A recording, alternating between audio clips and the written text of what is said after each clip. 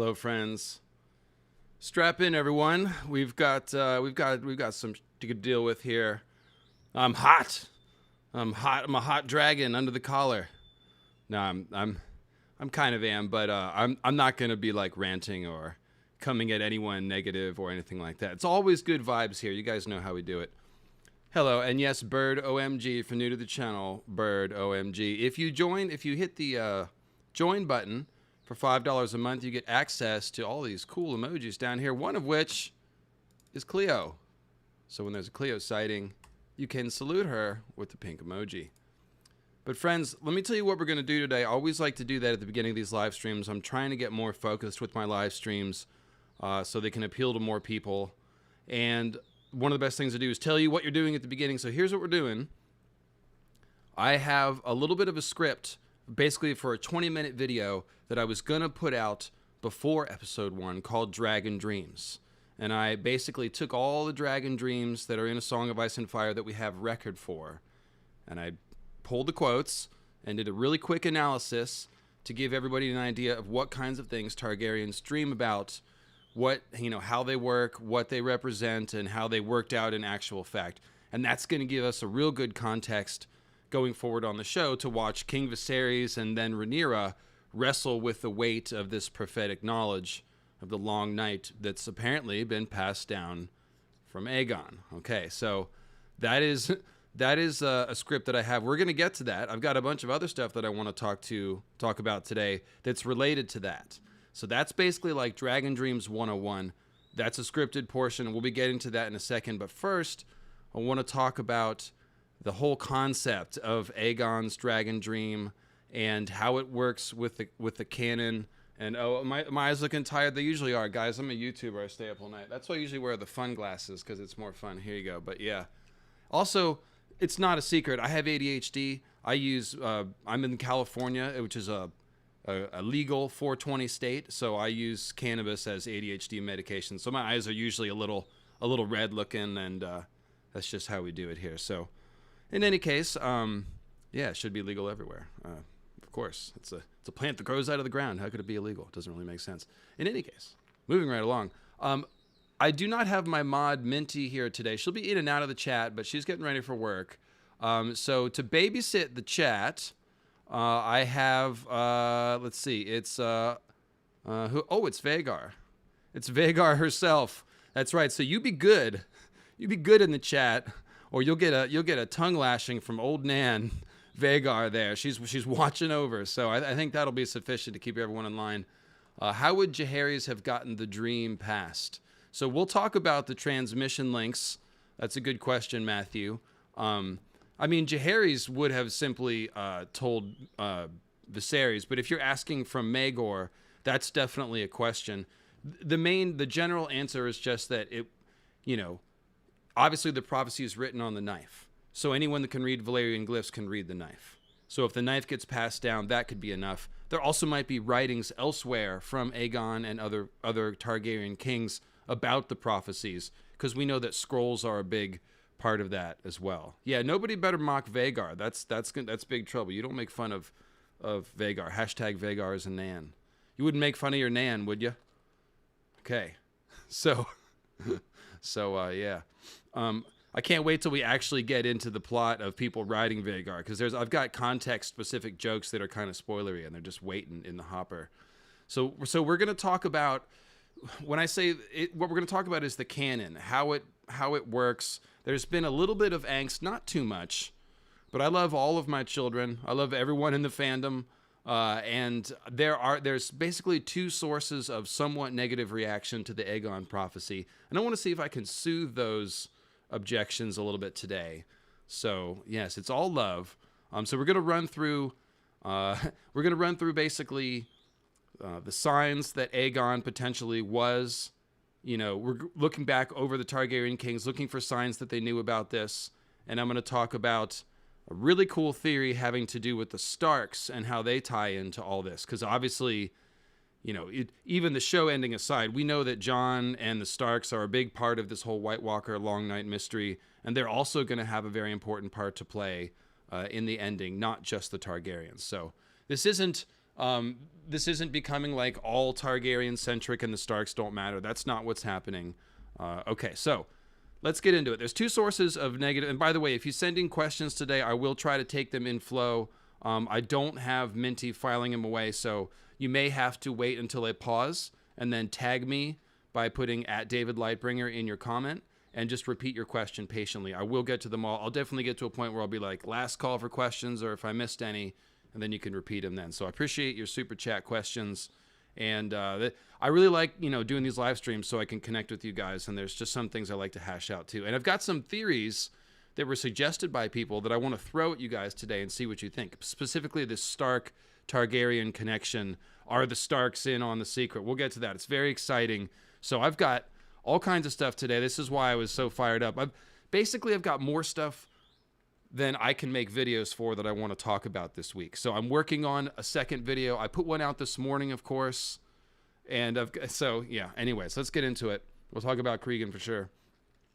So, hey, Tony Sled, I'm starting a channel, David. Remember me, dog. Yeah, hit me up on social media and share anything you do. I'll always check out stuff that's out there. And I think there was one earlier super chat real quick. Yes. Matthew, how would you, oh no, I got that one. Sir Tony of House Sled. Okay. That's okay. Sir Tony of House Sled. That's pretty cool. I dig it. That's a good name. Yeah. I'll check you out for sure, man. Absolutely. When I was a nobody, people gave me a start. I remember how it was. Not a nobody, but a YouTube nobody. So, all right. So, that sounded bad. I'm so sorry. You know what I'm saying? When you're starting out, it's always, if you're a new band, right? Getting a gig opening for a band that's touring is always like what you want to get. So that's kind of how I look at it. In any case, two sources of negative reaction to the Aegon prophecy reveal. They either come from book readers who either resent a TV show telling us about anything important about A Song of Ice and Fire lore, or they resent the idea that Aegon and the other Targaryens had a loftier motive and for some reason want them to be like cruel conquerors or whatever. There's also people that are clinging to the show ending as good, actually. And it's fine if you enjoyed it. There are aspects of the show ending to enjoy. I'm not trying to shame anybody who enjoyed it. There was definitely good cinema happening on the television, but there's major story writing problems. And there are essayists and serious theorists out there that are trying to, continually, I would say, gaslight us that this thing was written really well and it actually makes sense when it clearly has major issues. I mean, when you get to the point where they're like, oh, Dany just forgot about the Greyjoy fleet and that's why that's not even realistic. So this is pretty sloppy stuff. In any case, there are show ending defenders essentially who don't want to admit that the show ending is not going to be the same as what's in the books. I think it's super clear now that the book ending is going to be very, very different. We're going to talk about that. And I'm going to, again, approach everyone with love in my heart. You see the last bullet point. I will address you all with love in my heart. And I will see if I can soothe any of the ills. Because I think this is good storytelling that's happening here. I think everyone should dig into it and enjoy it. And the first thing I want to talk about is trust. Okay? So when we're talking about storytelling, you have to trust the storyteller to unravel the story to you. That's the only way to really enjoy it. You could call it immersion, if you will, or you buy in. Okay, if you're immersed in a movie, if you bought into the premise, then all the details that it gives you, you're assuming that they make sense, and your brain can freely roam around the plot and try to put it together and assume that it's going to work. When something is not written well, the more you think about it, the more it falls apart instead of coming together. Okay, so once a storyteller breaks trust with an audience, you can't really regain that. And I think that's what Game of Thrones Season 8 did for a lot of people. Again, if you enjoyed it, that's fine, no shame or whatever. But, you do have to acknowledge that it's turned into a punchline. Like, it's a punchline for a reason. The reviews are very bad for a reason. There's a lot of problems with it. Even if you liked certain things, there's a lot of problems with it. So they broke our trust. And for a lot of people, that's HBO or any TV version of A Song of Ice and Fire now. They don't trust to tell them a story. And so when they see something like Aegon's prophecy, instead of going, oh, that's interesting, what does that mean? They're like, that's dumb. I don't like how it fits in with the canon. That doesn't make sense. What about this? What about that? And when you start looking around like that and saying, well, that doesn't work and that doesn't work, it's like, well, there's always a way to make stuff work for a creative writer. So if you've already decided that you don't like it, it's easy to look at stuff and say, well, that couldn't work and that couldn't work. But if you buy in and trust the storyteller, then your brain is open to, new solutions and ideas. And so what I'm trying to say, the first thing I want to say is that no one is more disappointed in the show ending than me. I was, I think I'm on par with a lot of people. I'm not saying my pain was greater or anything, but I'm definitely, you know my opinion about this. So I obviously have come back to trust the House of the Dragon showrunners, specifically Ryan Condal and George and the partnership that they have going, as well as their other writing team that I'm looking forward to learning more about, because they do have a team there. And the reason why I think we should trust them essentially is because this is George Martin's world now. Okay, the non-George Martin spin-off shows that HBO tried to do in the wake of Game of Thrones, they all train wrecked. They did not do well. They were canceled. They took a look at stuff. They're like, yee. And it turns out that other people can't really just jump into George's world and tell stories very easily. It's not, it doesn't work that well.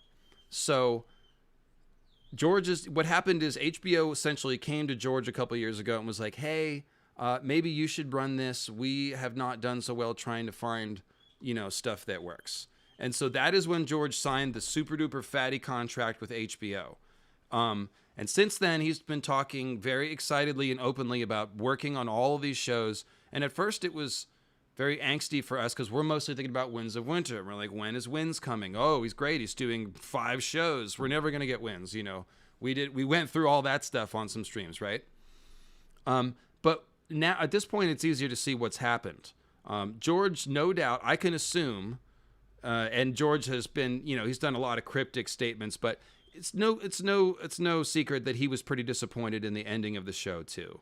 He was not involved with the last 4 seasons. Increasingly over time, Dave and Dan did not go to him. He always talks about wanting there to be more seasons because really after they got to the Red Wedding, Dave and Dan started freelancing and writing their own story inside of the shell of A Song of Ice and Fire that only bore minimal resemblance really to what the books were doing. All of Feast for Crows was just tossed out.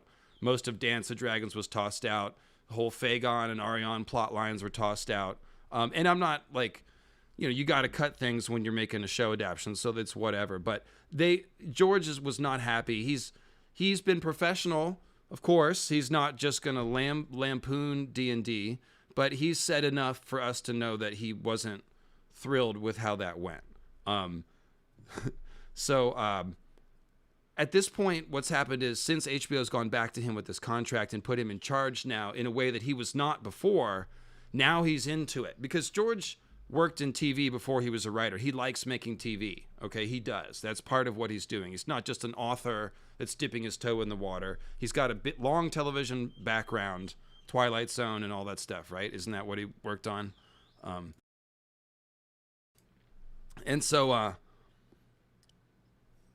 Essentially, like, if you like George and you like A Song of Ice and Fire, you got to embrace what's going on, which is that George is now telling his story on multiple formats. He's using the shows and the books.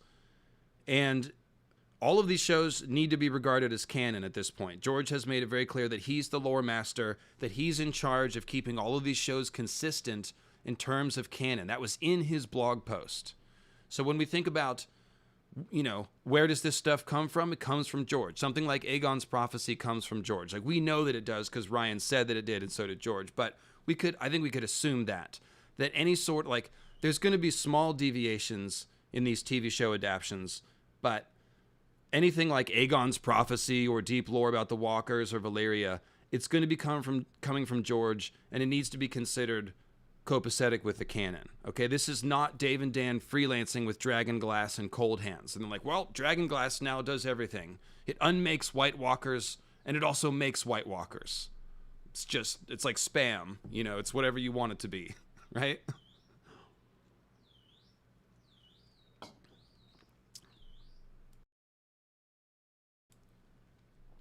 So essentially what we're doing here is we're moving back in the direction of the book canon.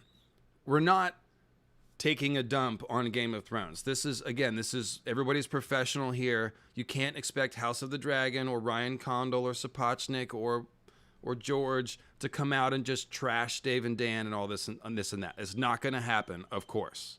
It wouldn't look good if they did. But what they are doing is very clearly moving things back in the direction of the A Song of Ice and Fire lore. I do think they've kept it, like with this Aegon's prophecy thing, I think they've kept it vague enough to where you can sort of squint and say that it kind of fits the HBO ending, like Jon and Dany were involved. They didn't sit on the Iron Throne, but they kind of united the kingdom to fight the others. But in my opinion, and I said this in the video that I put out this morning, it doesn't really fit. Aegon's prophecy is not a good fit with the show ending. I'll say that. I may have overstated it, and I said it doesn't fit at all. But it really does not. Like, Bran Stark giving the knife to Arya, that was how the White Walkers were stopped. All of the burning of the whites that Dany did, Jon tangling with the Night King in the air with the dragon, Dany burned Night King with her dragon. Like, that's the best that Dany had, was to blast the Night King with Drogon's fire. And if Dany blasts a White Walker with Drogon in the books, that's going to kill the White Walker, let me tell you, okay? But Dany was unable to kill the Night King. She could not stop the Long Night. And Jon couldn't get to him either.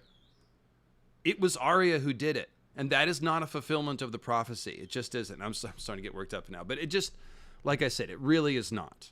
You could sort of squint and say, well, again, they were involved. And if Dany hadn't have been there, then the Whites would have overrun everyone. So she needed to be there to give Arya the space to do that. But you're really stretching it there. So I think they've left it as vague as they can.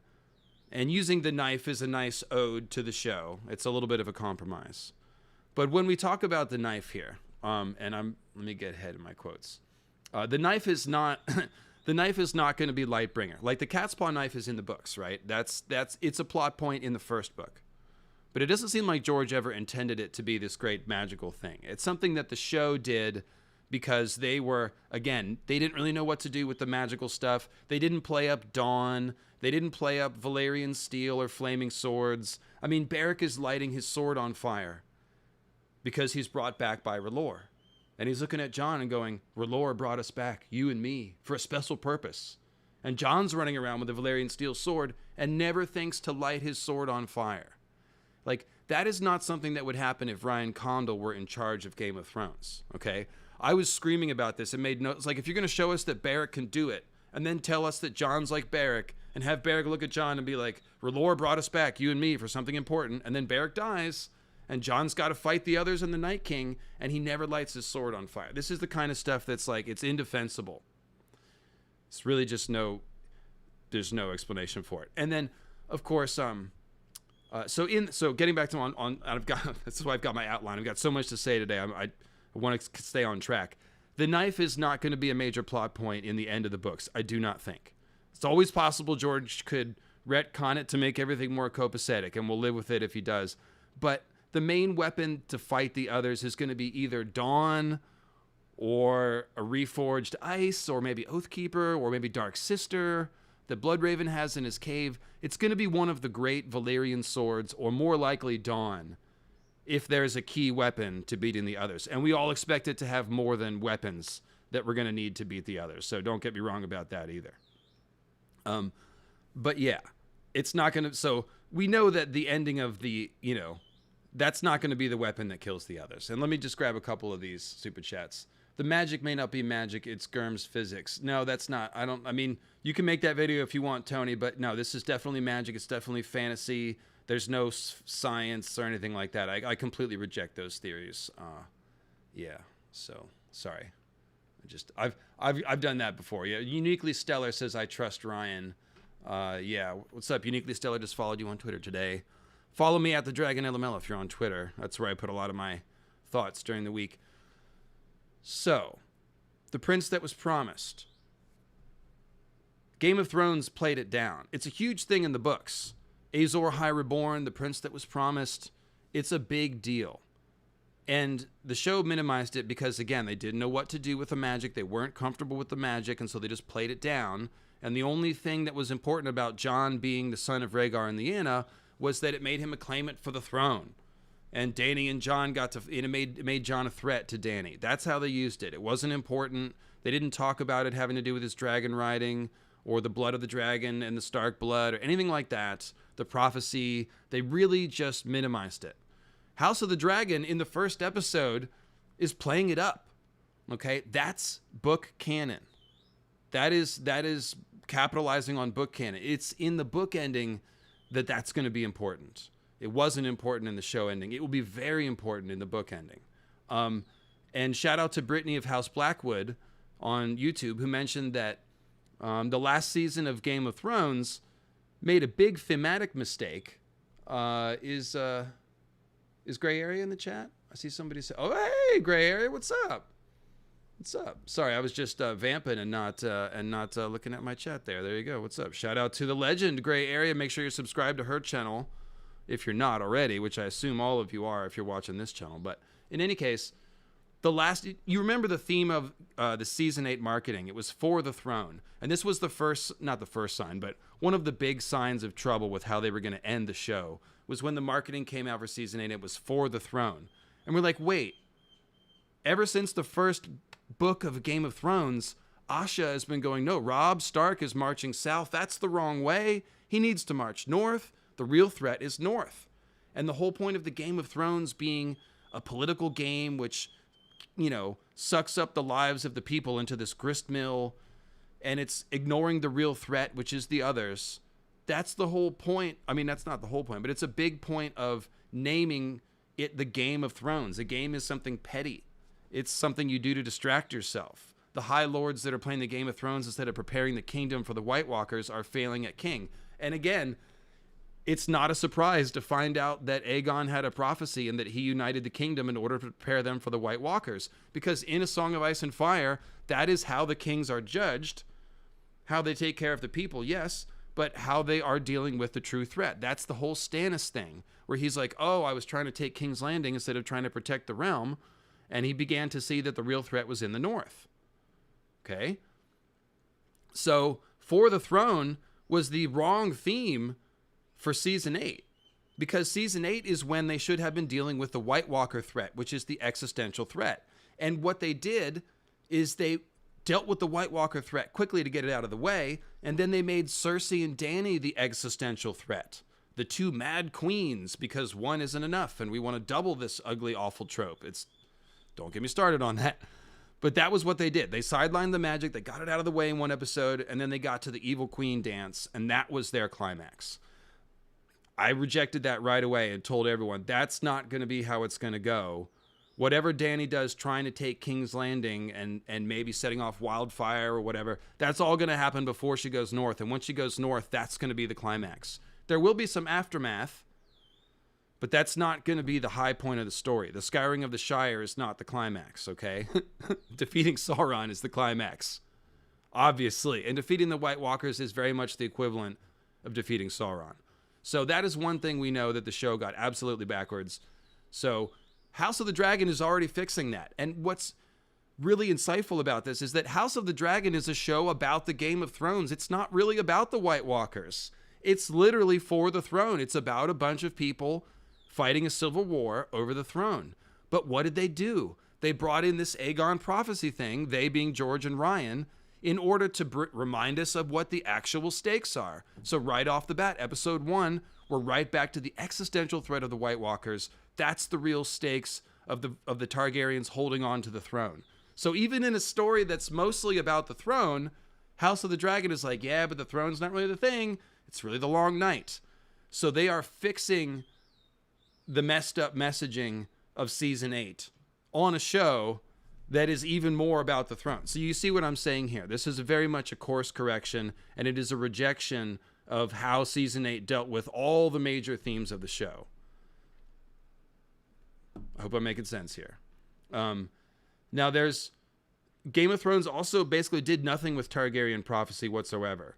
So bringing in Aegon's prophecy as a major plot point, this is not building up on what Game of Thrones did. Game of Thrones didn't do anything with Targaryen prophecy. It's the main story that has tons of Targaryen prophecy, and we're going to get into that later in the stream. 1 second, guys. Let me... I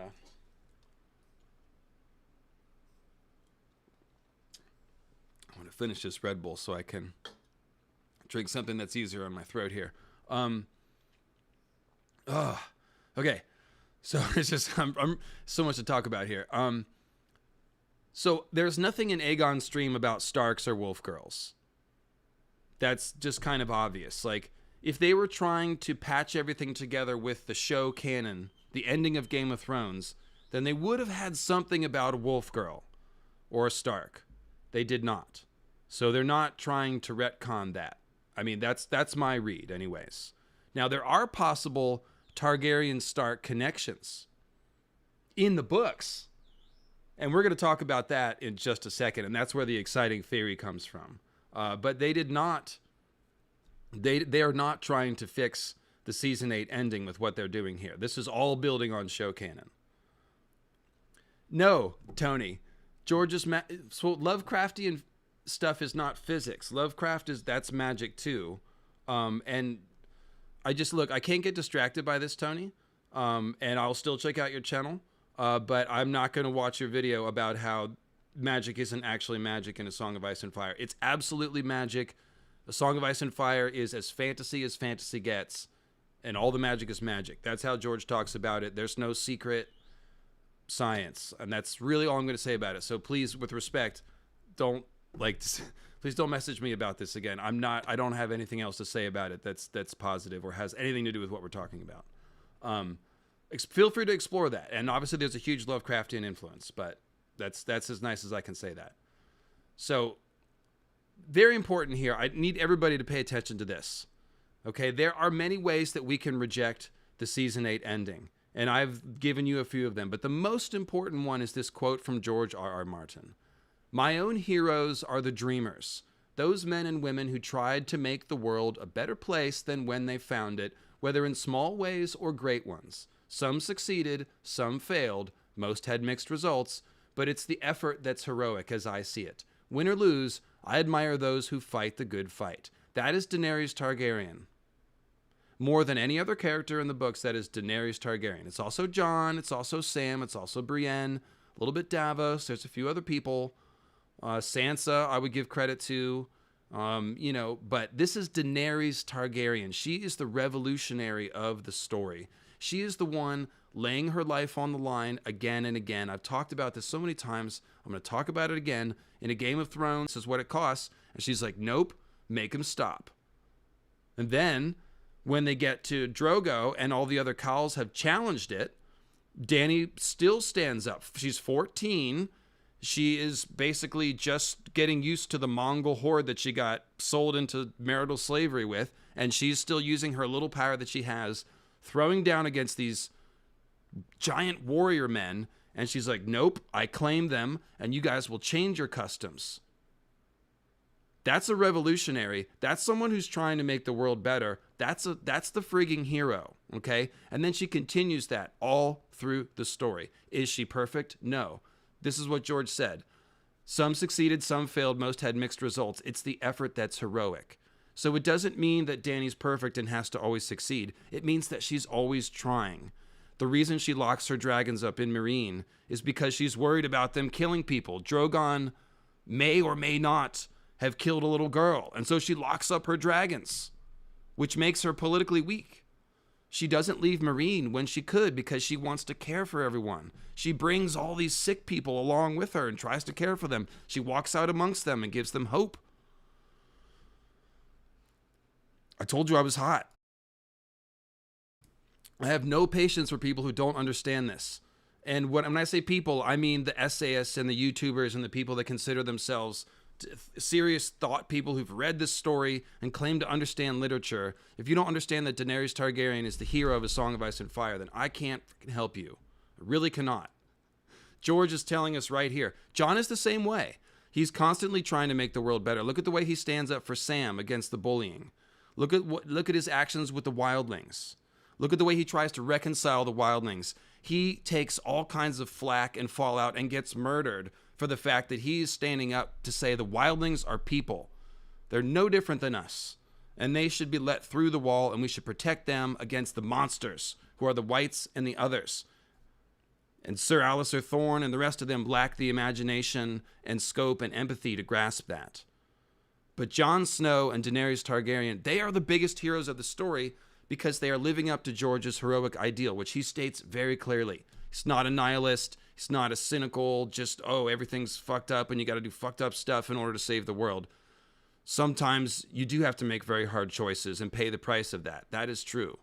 But the people who are trying to make the world better are the heroes. So Dave and Dan crashed the plane because they took the most heroic character and they turned her into Dragon Hitler only 2 episodes after she saved the world. She brought her whole army and her dragons north to fight the others in the north. She could have waited for them to come south. She went to the north to save the Northmen too and save the world. And then 2 episodes later, she's Dragon Hitler, turning her dragon flames on the innocent people of King's Landing after she's won the war, just to drive a point home, or because she went mad, or whatever they said that it was. There's still not a clear explanation for that, because it doesn't make sense.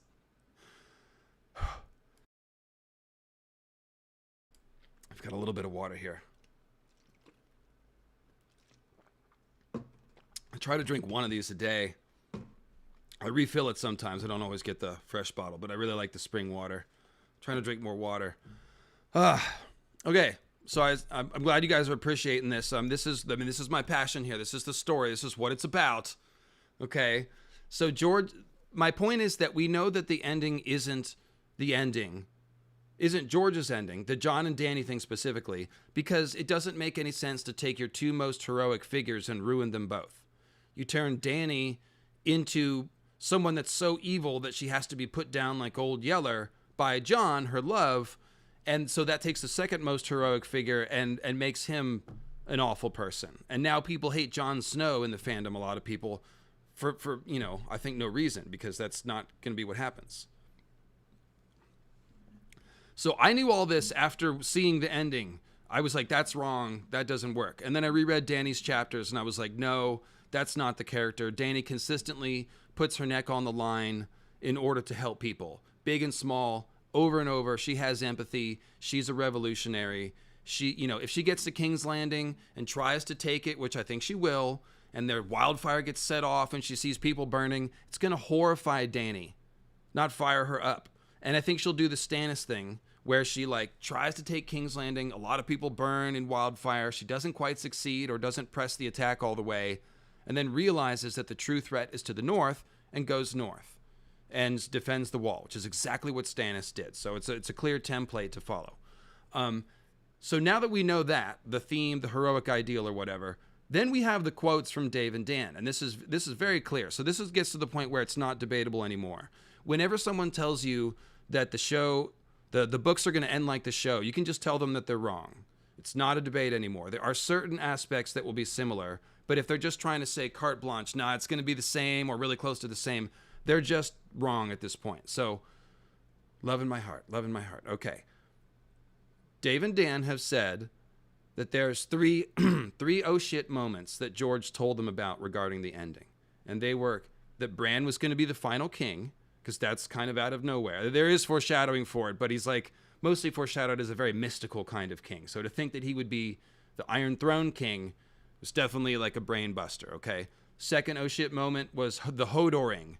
The time loop Hodor thing, that was definitely a freak out thing when we saw it on TV, which I thought they did that very well. I praise the show and they do well. They did the Hodor thing very well, very emotional, good storytelling, a good juxtaposition, which is going to be in the video tomorrow. I'm going to say juxtaposition 40 times. And then the third oh shit moment was Shireen. Okay.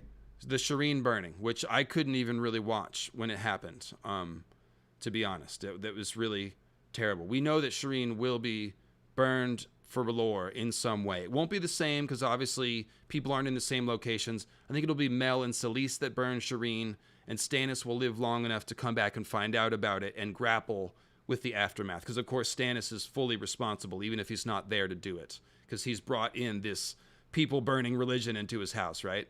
So that's how I think that's going to go. And we talked about that in a Winds of Winter prediction or whatever. So those are the three oh shit moments. So now tell me, if George had told them, oh yeah, and by the way, Dany's going to save the world and then go crazy and burn thousands of people in King's Landing, turn into a tyrant, and Jon's going to have to kill her. You think that would be an oh shit moment? What do you think? What do you think, guys? Is that an oh shit moment on the level of Hodor, Shireen, and King Bran? At least, right? It's at least as oh shit as those. But that was not on the list of oh shit moments that Dave and Dan gave us. So very clearly that's something they thought of. And you know what? Dave and Dan said, we thought of it. That's what they said. They said, we came up with the idea of the Jon and Dany ending in season 3. And then from there, they were trying to work towards it. So that's why there's all these little changes where Dany's more demanding and imperialistic instead of flexible, comparing the show to the books. Starting from Karth, you can see that they've made Dany more... She threatens to burn down the city in order to be let in. In the books, she never does that. She's invited in. She doesn't threaten to burn down the city at all. So that's something they just put in to try to foreshadow Dany burning King's Landing, okay? So... what happens in the books is that Dany constantly worries about what the dragons and the Dothraki will do in Westeros when she gets there. She's like, oh, I don't want to be a monster. Am I a monster? I've made monsters. What happened? That's why she locks up the dragons. So she's constantly worrying about it, not threatening to destroy people. She makes a couple of threats, but mostly she's worrying about it. So Dave and Dan said, that's our ending. We came up with it. Kelly, the usual suspects, that's Teflon's pregame show, right? I told Teflon I'm down to, join whenever, to hop in whenever, but I can't do a regular thing on somebody else's channel. I have so much content that I got to make. But yeah, I mean, I was on Teflon yesterday, and if you missed that, check out on Teflon TV. It's some of the Dragon Dream stuff, and we chopped it up with theories with Bridge 4. It's actually really great. Yeah, so it's always great when me and Tony get together. So they said that they came up with the Jon and Dany ending. They also said that Dave and Dan, that they decided that Arya should kill the Night King because everyone expected it to be Jon. And yeah, everyone did expect it to be Jon because he's the prince that was promised, or at least one half of it with Dany. And if anyone's going to wield a magic sword and kill some important White Walkers, it's obviously going to be Jon. I mean, I don't have an issue with Arya getting in on it. Arya is important too, and I think Jon and Arya have a paired foreshadowing, and I talked about that in King Bran 1. There's a video called King Bran 1, Greenseer Kings of Ancient Westeros, okay? So I do think Arya is going to be involved, and I would have liked it if Jon was fighting the Night King and then Arya jumps in to help him and finishes. Like, that would have been cool. Jon and Arya together beating him. I would have liked that. That would make sense with the characters and all that. But Jon being sidelined did not make sense. So David Dan said that was their damn idea. Of course it was, because it didn't make sense. So obviously it's not George's idea. And then George has said lots of stuff. He said, you've seen an ending, but not the ending, and you'll see my ending when the books come out. And then more recently, he's had more blog posts where he said that he's increasingly gardening in new directions as he writes. And that doesn't mean necessarily away from the show. It just means in new directions, from where he was. Yeah, and I don't really think Dany's going to have a heel turn, Kelly. I think that the shadow of Dany's heel turn will be something George plays with. But that's something I think that people will call Dany a monster and stuff like that. So, guys, let me know if there's any stream glitching or not. I just upgraded my internet to the fastest internet. But I saw something weird happen there just now, so I'm not sure if there's a bug. So, okay. I don't think Arya is supposed to die. Arya is probably going to be someone who lives. And thank you, Karina, who saw the Teflon stream yesterday. Yeah, that was a lot of fun. So, George, Dave, and Dan, they've all been clear. There's going to be some things that are going to be similar. Again, King Bran, Hodor, Shireen, probably a couple other things. Like Brienne and Jaime fighting the others, joining the Long Night battle. That makes sense to me. There's definitely things that make sense. But the Jon and Dany ending, mainly no. And Night King Arya stuff, no. There's not a Night King in the books, by the way. One might appear. But right now, there's no leader of the others that we know of. I have theories about that. But it's an obvious difference, So, all right. So now So like I said, the point of all that was just to make this clear. If you were unsure of if there was, if the book ending is going to be close to the show ending, or you've heard people say that. Like, I hope I have made this clear. I hope I have put this to rest for those of you who are watching my channel. The endings are going to be very, very different. And specifically, we can look at the stuff that didn't work and didn't make sense with the show ending, having to do with Jon and Dany, and know that that is going to be one of the main things that's different. So, with that said, embrace the fact that House of the Dragon is going back to the show canon. That is how we are operating here. Okay, so next section. Come here, girl. Yeah, see, I think the others might try to steal Jon's body and turn him into a Night King. I think that's what they want to do. I think Euron could turn into a Night King. And obviously, if you haven't read A Song of Ice and Fire, Euron is like this crazy psychedelic wizard freak. It's nothing like show Euron. It's the most different of any character. So, yeah, he could definitely turn into a Night King. At least someone who's playing that role, if not a literal Night King. So those are the two main candidates. Or an original Night King could come out of the woodwork in some crazy magical way that we don't anticipate. One second here. Step down, girl.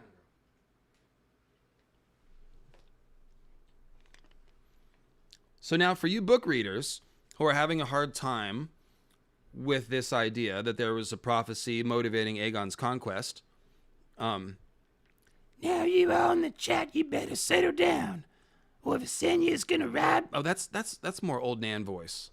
I lost my Vhagar voice. What is it? Visenya? Oh, there it is. There it is. Visenya, have we conquered Dorne yet? It's a little rough on my voice though, guys. Let me hold tight. I don't want to wear it out either. You know, we got to keep it fresh. So, she's watching over the chat. That's good for now.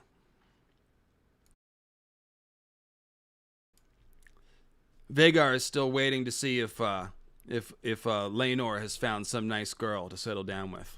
That's going to be the meme for those of you who know that part of the story when we get there.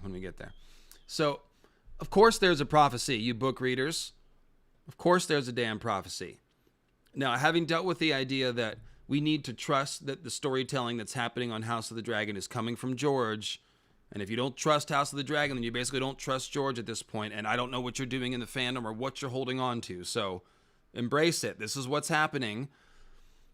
It could be a little bit of a retcon, but I don't really think it is. I think it's something that George always had in mind, at least from the time that he started talking about the conquest. So, look, this is fantasy, people. Of course, there's a damn prophecy. Now, even in the real world, prophecy, manifest destiny, divine purpose, these things are frequently the motivation for conquest. In a fantasy world, it's just real. It's just an actual prophecy. It's not just something someone claimed or whatever.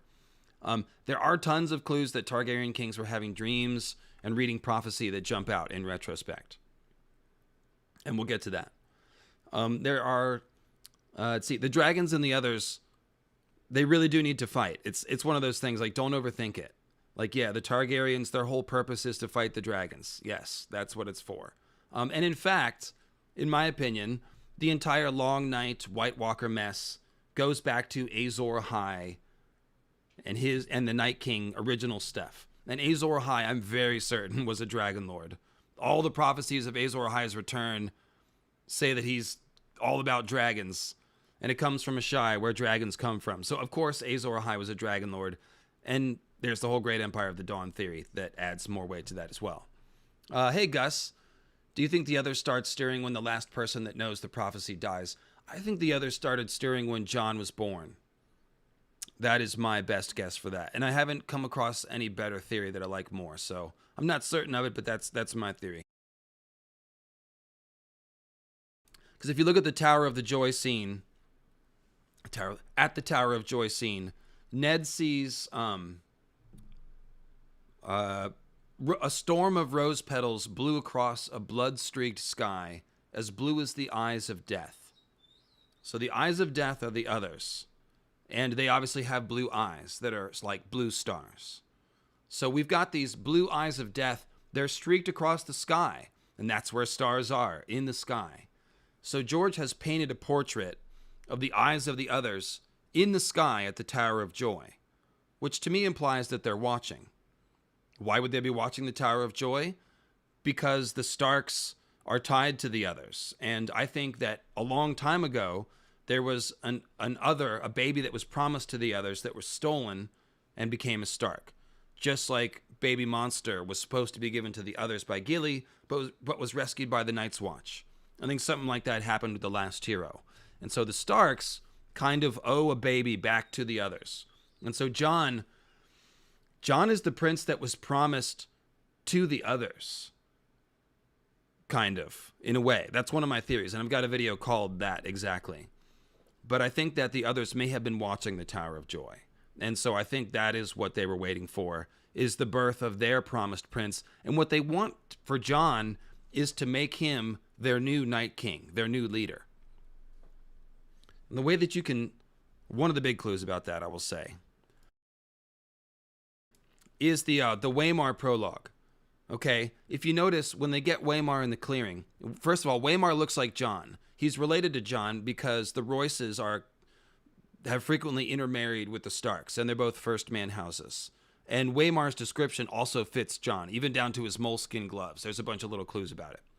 So Waymar faces down with the other. 5 others wait, and one of them fight. And they fight, and they cross swords. Once Waymar is wounded and bleeds blood, then the other mocks, and he laughs. And the next time that Waymar attacks, it says the other's parry was almost lazy. And so with a lazy little parry, he shatters Waymar's sword into 1,000 splinters. It wounds him in the eye, and then all the others rush in and just make its butchery then.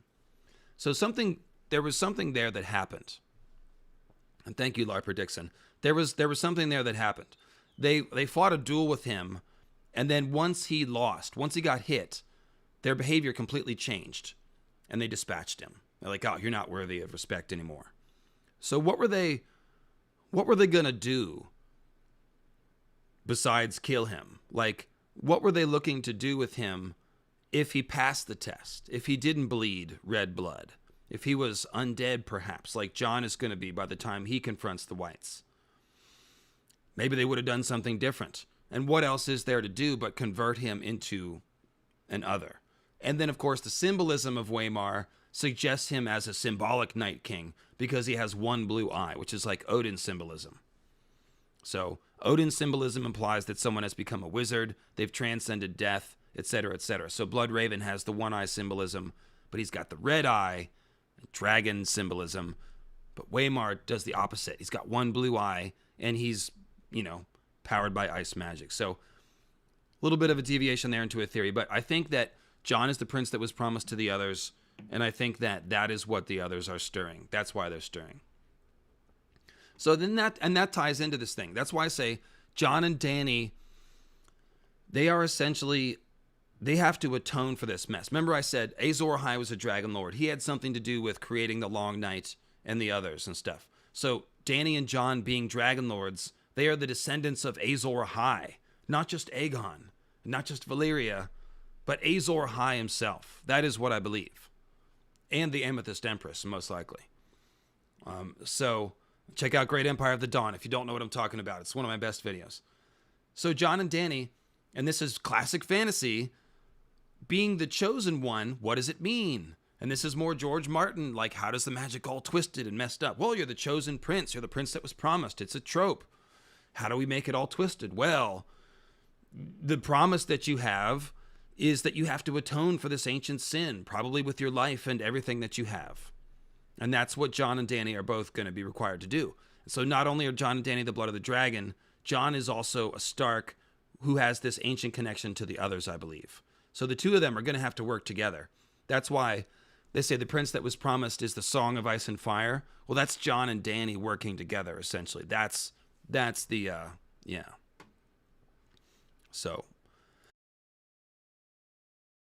guys, let me play the funky music for you and just get a quick refresher here. I'll be back in about 60 seconds.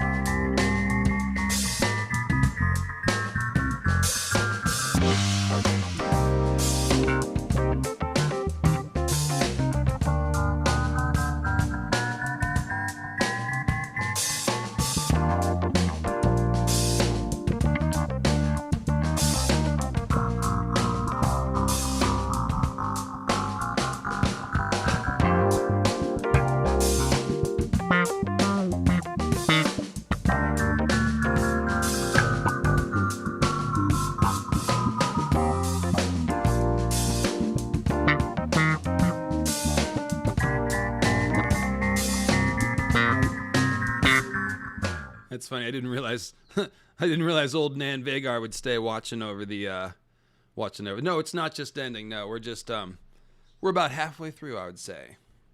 About halfway through. So it's a good time to jump in, and you can go back and catch the beginning at the beginning.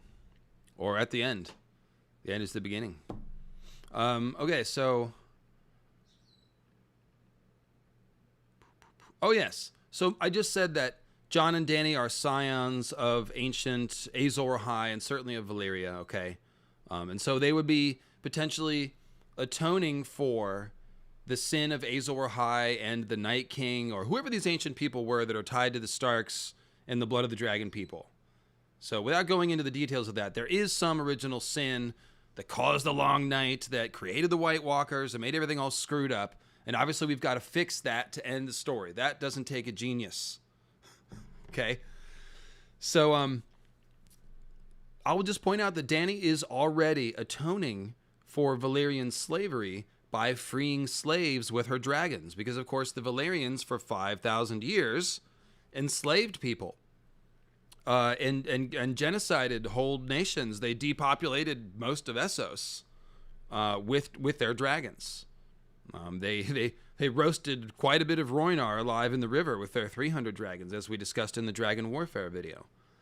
Now, Dany is turning that on its head. She's returned to Slaver's Bay, the heart of slavery, where the Valyrians learned slavery, and she is now using her dragons to liberate slaves, and not only just free slaves, but to tear down the edifice of unsullied making and slavery altogether. And by the time she's done in Slaver's Bay, I think a lot more slave masters will be dead. And then she's going to swing by Volantis and do the same thing there. So Dany is bringing revolution everywhere with her dragons, and she's going to all the places that Valyria went and enslaved people.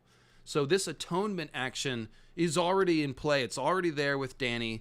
And Jon is similarly, by reconciling the wildlings, it's very much a parallel, isn't it? The wildlings, as we heard from Ygritte, have just essentially been cut off from the Greenlands of Westeros by the wall. But they're no different. They're just first men, really. And what is Jon doing? He's bringing them back in. Reconciliation. Reconciliation is a major theme of A Song of Ice and Fire. He's always dealing with rifts and reconciliation. And so that's how the story is going to end, with a reconciling of all of this stuff. The others will be reconciled back to the Weirwood trees, in my opinion. The seasons will be reconciled. All these sins will be atoned for. So Dany's already atoning for Valyrian slavery. Jon is atoning for the exile of the wildlings. I will also point out that Aenar Targaryen, who fled the doom of Valyria, he left all the worst practices of Valyria behind when he established House Targaryen. Now, let's talk about, this is in the Doom of Valyria explored in more detail, but let me just tell you, just run this real quick. I can give you the short version. Basically, the most awful practices of the Valyrians, like I said, they enslaved people with their dragons. That's where it starts. They fed those people to their mines to mine gold and iron and things like that. They also fed them to the fires of their blood magic rituals, probably the fires to maintain the 14 flames, the spells that maintain them, as well as to make Valyrian steel. Valyrian steel making, like I said, probably requires blood magic. It's almost certain. It's probably essentially using the Aezor High Lightbringer stuff as a recipe. Nissa Nissa's blood went into the steel and tempered it, and that's what made it a magic sword. Valyrian steel very strongly hinted at that blood magic is the missing ingredient. That's why no one can make it now, as they don't know the spells. You need dragon fire too, presumably, but it's a blood magic thing. The Valyrians also mated humans and animals together and made weird human-animal hybrids, which is probably just following up on the magical experiments that created the Valyrians and the blood of the dragon to begin with. So all this icky stuff, dragonbinder horns even, they burn out, any human that blows them is essentially sacrificing themselves in order to blow the horn. Glass candles probably take blood magic, at least to activate, maybe not sacrifice, but they do work on blood, it's implied. So, Targaryen left all that behind. Now, it says that Aenar moved to Dragonstone with all his, dragons and sisters and family and slaves. So Aenar took his household slaves to Dragonstone. I do not think that means that he continued the practice of slavery on Dragonstone, though, and if you think about it, it's pretty obvious. if he took his household slaves, because basically there was two kinds of slavery in Valyria we can deduce.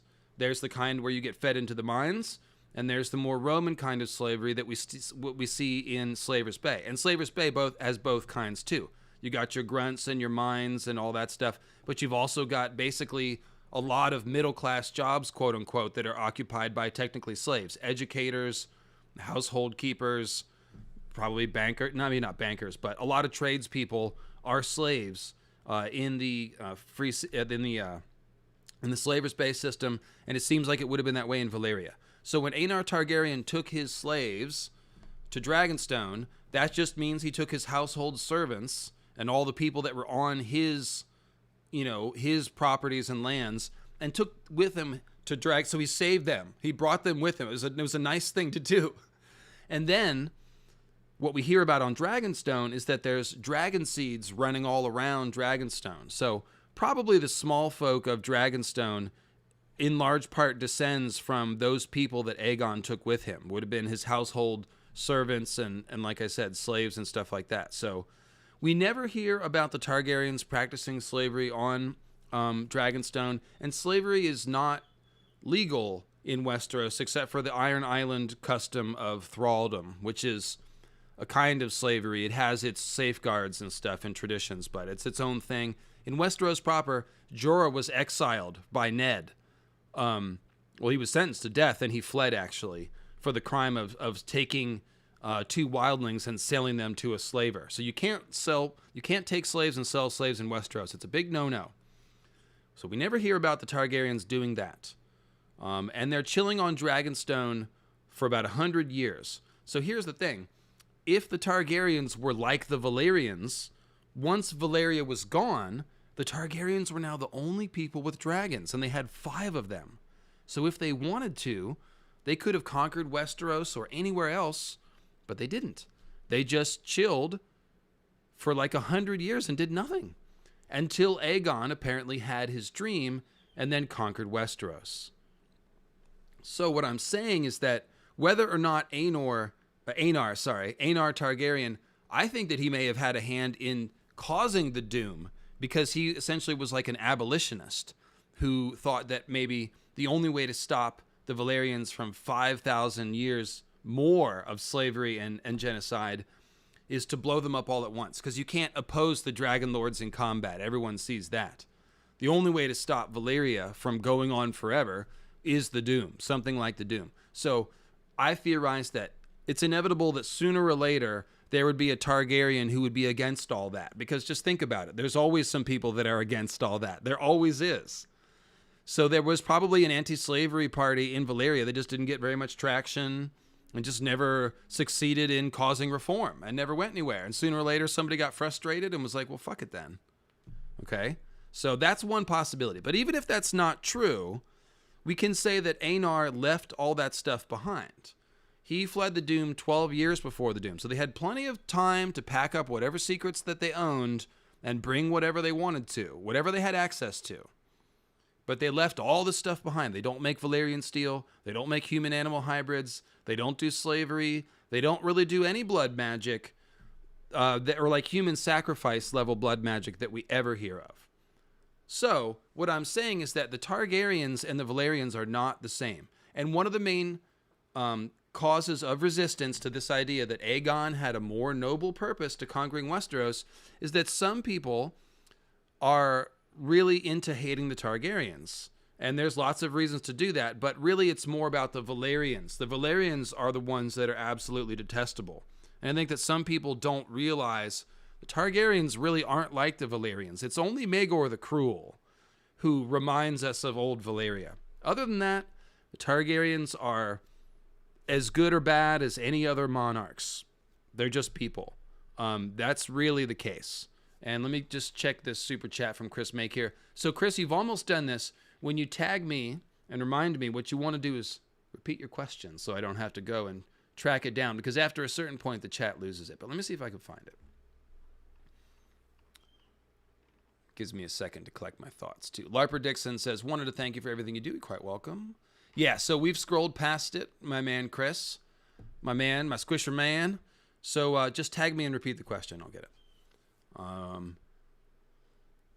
that's it. That's all I just wanted to say. Like, if you're fixated on seeing the Targaryens as awful because incest and all that stuff is abominable and we're not supposed to glorify all that shit, I agree with you. You know, all that dragon stuff is very conflicted.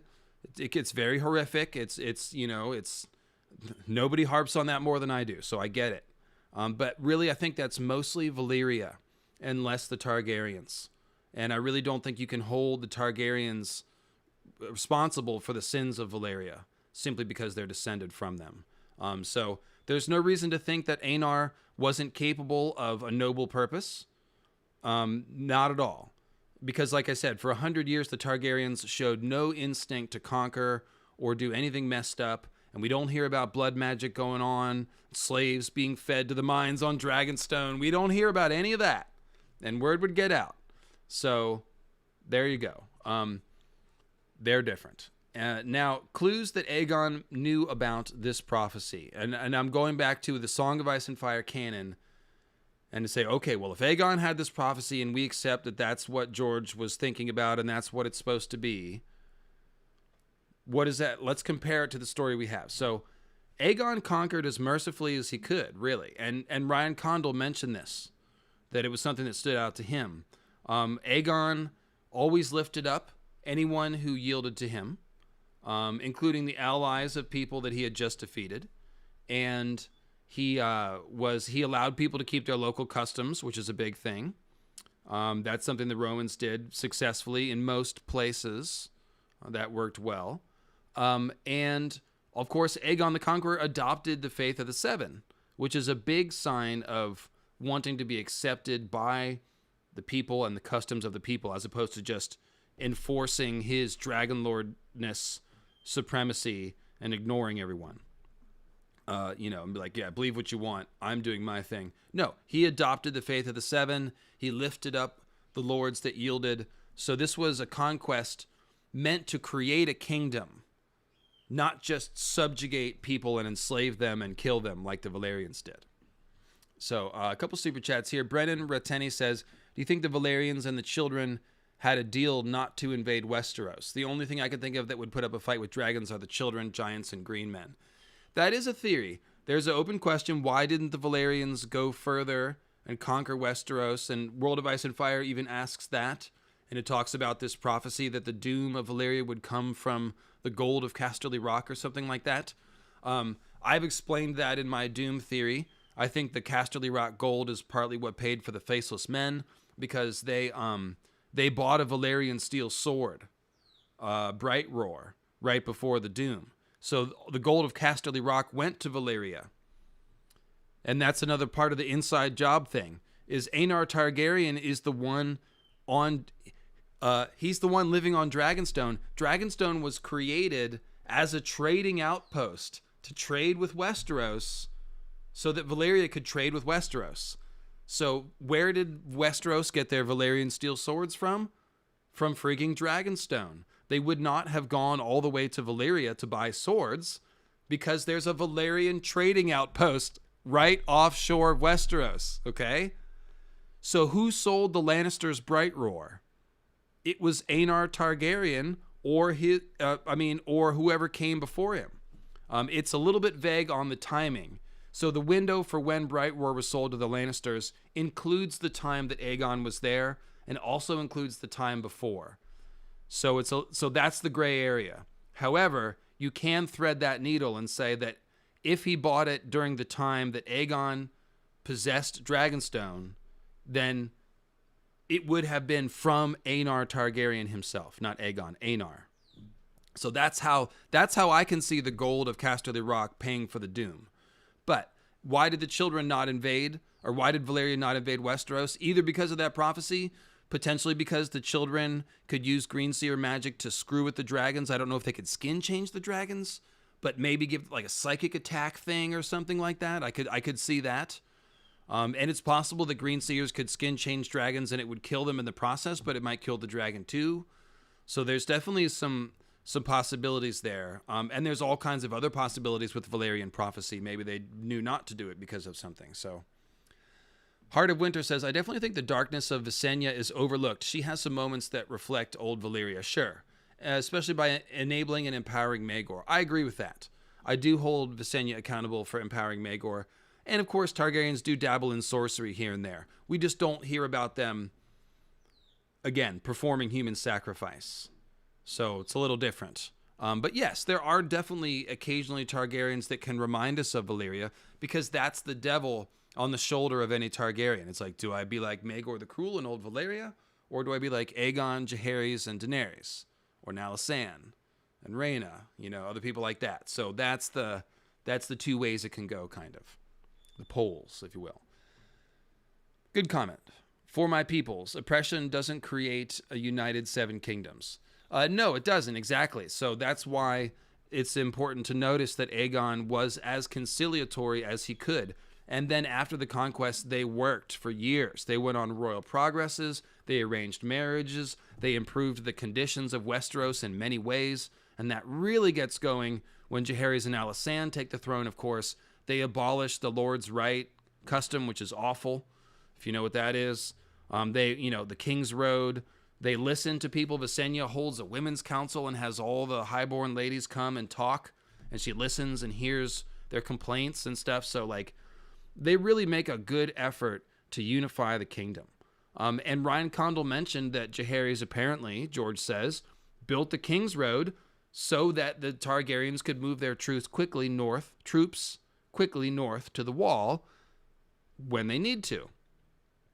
And also to further unify the realm. So, again, this is working pretty well, zipping up with the canon, isn't it? Now, back to Jaehaerys and Alysanne. Specifically, they visited Winterfell and the Wall. Alysanne explored flying her dragon around the Wall. And Jaehaerys supposedly, and I wish we knew more about this, apparently it says that he flew his dragon north to the Wall to defeat a vast host of wildlings, giants, and wargs. So note that it says to the Wall and not past the Wall, because that's important. Alysanne couldn't fly a Silverwing past the Wall. But Jaehaerys at least went to the Wall with his dragon. That's interesting. And this is presented like, oh, Jaehaerys told that old story that everyone's heard 1,000 times. It's like, tell him the rest of it. Anyway. Are we having fun, guys? Are we enjoying the stream? I'm enjoying the stream. I'm taking a while to get to the, well, like I said, I told you there was going to be a lot to get to. So I tried to give you the hot stuff first, and then we'll get to the, like I said, the scripted. I've got all the dragon dreams that we have record of, and we're going to do a quick interpretation of each one. There's like 5. And that's going to tell us what kind of stuff dragon dreams can be about, other than the long night, because obviously we're talking about the Aegon stuff first. So that's the hot topic of the week, the Aegon thing. So I wanted to hop on that first. But yeah, I told you this is going to be a meaty live stream and a hot one. So yeah, I hope you're enjoying it. Anyways, I need to talk quieter. Hurting my throat.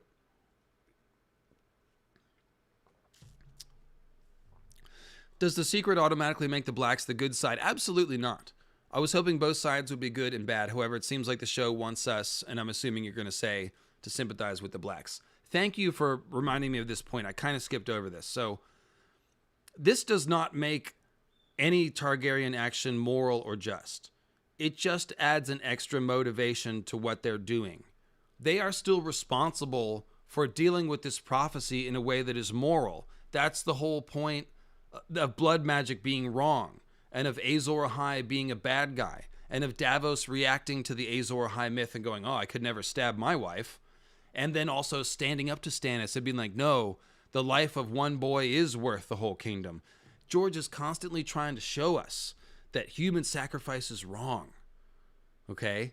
And so,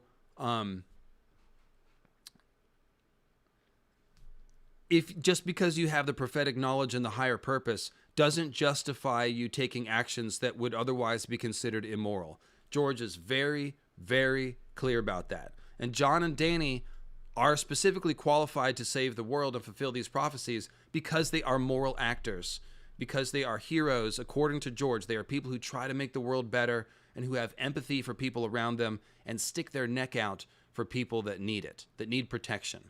That's what makes them heroes, and that's what is going to qualify them to do it. So the idea that the heroes need, other stuff that's ugly could be justified because they have the prophetic knowledge. No, absolutely not. In fact, it makes it harder.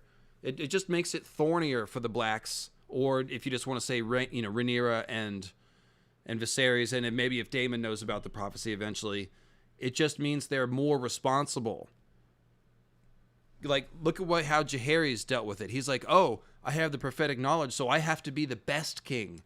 Me and Alysanne need to team up, and we need to do everything we can to make this kingdom stable and happy and unified and powerful and strong so we can fight the others. That's the correct response to prophecy. So turning to cruelty or barbarism or whatever mistakes that anybody might make is not justified by prophecy in any sense. So I hope I'm very clear about that, because I think that's another thing that people had a problem with how this prophecy reeled out. So I wish I'd been watching the live reaction to what I was just saying. Shit, that was a really important thing. But I'll go back and look. I do like to rewatch these and read the chat sometime. No, pretty often, actually, I like to do that. So Sean Downing says, is it possible Varys knows the prophecy of Aegon, and that's his motivation for serving the realm? Oh, I hadn't thought about that. That would be wild. That would be wild if Varys knew about the prophecy, because the Blackfires could easily have knowledge. The Blackfires have dragon dreams. They could have knowledge of the prophecy. So Varys could have it. Wow, that would be crazy. And maybe he thinks it's Aegon that he's trying to put on the throne for this. So that makes Varys kind of like Rhaegar, but more Machiavellian. Ooh, I love that, Sean Downing. I actually love that theory. That's great. What do you think of that, chat? I need a minute. I need like a cigarette after that. That's a really good thought. And that's one of several good ideas that people have had based on this Aegon's thing. I'm about to get to the Torrhen Stark thing. It's taking me a long time to get there, man. Okay. Actually, we're right there now. So Alysanne also strengthened the Watch. She shut down the Night Fort, which is a big one, because the Night Fort is where the Night King made White Walkers and shit, according to myth. So she's like, yeah, let's go ahead and close that place down, and we'll make a nice new castle over here, which they did. So and then they renamed Snowgate to Queensgate in her honor. So she did so much to help the Watch, Alysanne did, that they renamed a castle in favor of her. And they also gave the new gift, which extended the lands of the Watch and, gave them more farmlands to, take food from and stuff like that. So that's all makes sense with Jaehaerys and Alysanne knowing about the prophecy, I think. I mean, that's one of the biggest ones that does. And also note that Viserys, there's a line in the first episode, Viserys says that King's Landing has been falling apart since his grandmother died. That's Alysanne. So that's really cool. Like, that's how smart the show is. Like, they give you a nod. Even though we didn't see Alysanne, we give you a nod to the idea that Alysanne was holding the realm together, that she was a really important figure. It's like, oh yeah, King's Landing, it's really not been the same since she died. And that's why Daemon is like, it's lawless and terrifying, and I've got to go and chop off naughty bits and hands and things in order to get that under control, Sir Otto. You'd know that if you left your ivory tower. Yeah, that was a great scene. So here we go. King Aerys. King Aerys had all these crazy things that he wanted to do. He was like, before he got really cruel, Eric Knight, yes, we have identified all the dragon dreamers in the text. We're going to get there. Aerys, besides being cruel, also had really crazy public works ideas. Two in particular. One, Aerys wanted to build a second wall beyond the wall of ice. So why would he want to do that? That's probably the biggest clue that Aerys was having dreams about the long night too. There's no other conceivable reason why he would want to do that. Gus, did you ever repeat your question that I missed? Or whoever it was that I missed it? It wasn't Gus, it was somebody else. Yeah. Daemon Blackfire could have been told the prophecy when he was legitimized. That's true, Sean. That's a good point.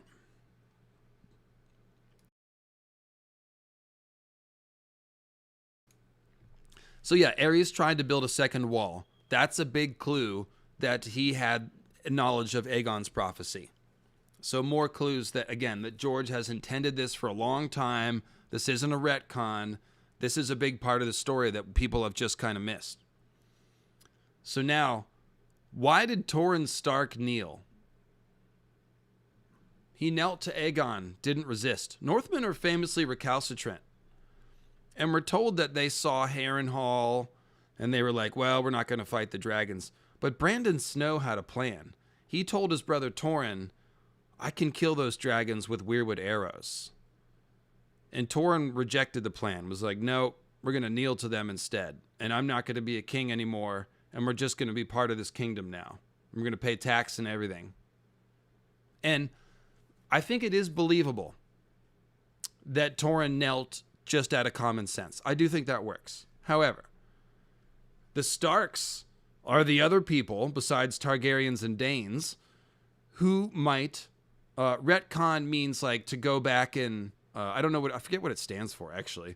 But it basically means to go back and try to fix a hole in the earlier story and add something later and try to pretend like it was always intended. Now, George is a gardener, so he's always allowed to do a certain amount of retconning. He's admits that he's expanding the story as he goes, and sometimes that's going to mean going back and adding stuff to the history, obviously. But I think this idea has been in the works for a long time. At least since he's fleshed out the history of the Targaryen kings, it's been a part of it. So Brandon Snow wanted to kill the dragons. Torrhen Stark said no. And we don't know if weirwood arrows kill dragons, by the way, but they very well might. If Valyrian steel kills White Walkers, it would be a nice symbolic parallel. Black swords kill the white shadows. White arrows can kill the, sometimes black dragons. Dragons definitely known for bringing fire and darkness. So at least that's really the thing. And also, Bloodraven used weirwood arrows too. So he knew stuff, I would say. So why did Torrhen Stark kneel? Perhaps because the Starks had ancient knowledge. Perhaps when when Aegon went there and started talking about ice and fire and the long night and a threat from the north, maybe that got Torrhen Stark's attention. And maybe Torrhen had a prophecy about this stuff too. Because the Starks, like I said, they probably do possess ancient knowledge about the White Walkers and the Long Night. Somewhere. It's very believable that they could. So, why did they go and, well, I'll forget that. But I was just going to say, why did they go get a Valyrian steel sword? Maybe they wanted to have one. But lots of people had Valyrian steel swords, so that's neither here nor there. But yes, maybe Torrhen Stark knelt because Aegon shared some amount of knowledge of his prophecy with the Starks. And he's like, look, this is really important. This threat is bigger than you and me. I will go easy on you guys. I'm not going to come here and change all your stuff. But you've got to kneel to me, and we have to be a kingdom. Okay? And so I think this is a good idea. And this, by the way, comes from @ShortFuse on Twitter. So thanks, Short Fuse. Then from there is a whole train of ideas that come. So if the Starks, if Aegon told Torrhen, then the Starks may have known all this time.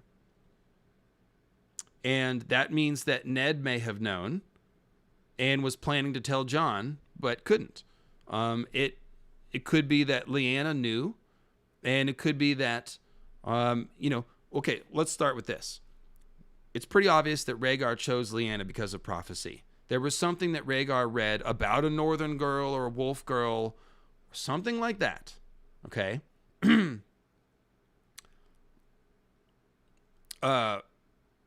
Something like that in the prophecy. That had something to do with, I do think there's a love story there probably too, but the idea of Rhaegar taking Lyanna as his second wife or whatever it was is almost certainly a response to something in prophecy. So to me, it seems like there's probably going to be prophecies on both sides that end up mentioning each other. And so there is something coming up. Actually, I'm getting ahead of myself. So if Ned knew, here's why Ned might have known. Because if we're going to find Rhaegar's harp or anything that shows Jon's identity in the Winterfell crypts, the only way it could have gotten there is Lyanna giving it to Ned at the Tower of Joy and Ned bringing it back there and putting it there. And so that it's hidden and waiting for Jon. Let me get clear. 1 second, guys. Come here, girl. left out. That's all right. Otherwise, there's really no way for there to be anything Targaryen in the crypts. The only way it's in there is if Ned put it there. And the only way Ned puts it there is if he has some level of understanding about who Jon is and why that's important. Obviously, he knows that Jon's a Targaryen. But think about it. Do you think Ned only knew that Jon was a Targaryen? Or do you think he might have known that that was important? And that there was some prophecy and that Jon was somebody special? Maybe that's why he allowed him to go to the wall. If he had known about the prophecy and that the threat was coming from the north, it would make sense for Rhaegar's son to join the Night's Watch with a good chance of rising to lead the watch because he's the son of House Stark.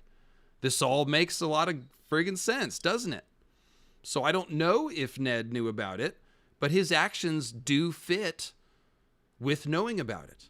Sending Jon to the wall, telling him he's going to tell him who he really is next time he sees him.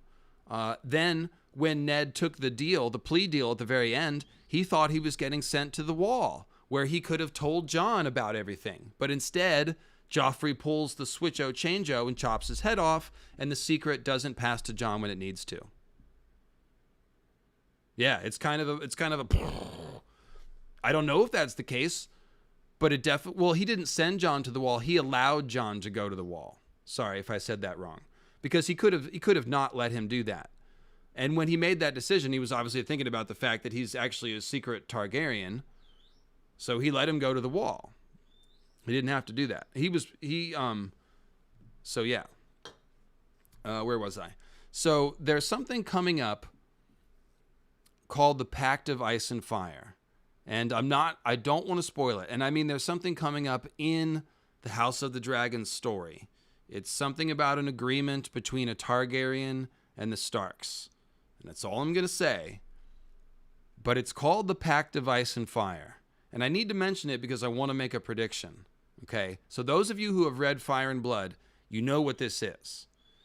And it's not a huge deal in Fire and Blood. The Maesters wouldn't understand this deeper purpose. It's mentioned, but it's not a huge deal made of. It's essentially characterized as a future marriage arrangement, a future marriage pact, okay, between one of the Targaryens and one of the Starks that are in the story. However, this marriage arrangement is called the Pact of Ice and Fire, and if they're naming it that strongly implies, and this could be a reason why they called Aegon's Dream the Song of Ice and Fire, it strongly implies that this Pact of Ice and Fire has something to do with Aegon's dream and the secret about the White Walkers. And if they're introducing Aegon's dream as a major plot point in House of the Dragon, and they want to play up the role of the Starks, who we care about, it would make a lot of sense to use this Pact of Ice and Fire as a further exposition of Aegon's dream, and that means the Starks would have some knowledge of this magical destiny of the Targaryens and the blood of the dragon. Do you see how this works? So again, I'm not going to go into the specifics of it. If you've read Fire and Blood, then you know what that's about. But I do want to predict that with a shout out to Short Fuse, because this brainwave started with what they said, that the Pact of Ice and Fire that we'll see in season maybe 3 or something will involve passing the knowledge of Aegon's dream to the Starks, which means the Starks know about it.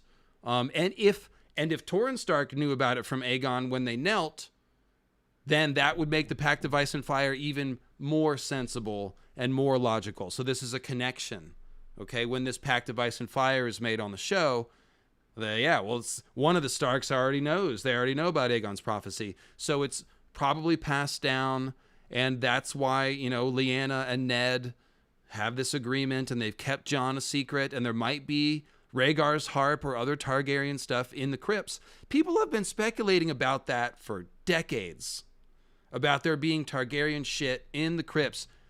Nobody's ever asked the question of how it friggin' got there. Why would Ned put Rhaegar's damn harp in the crypts?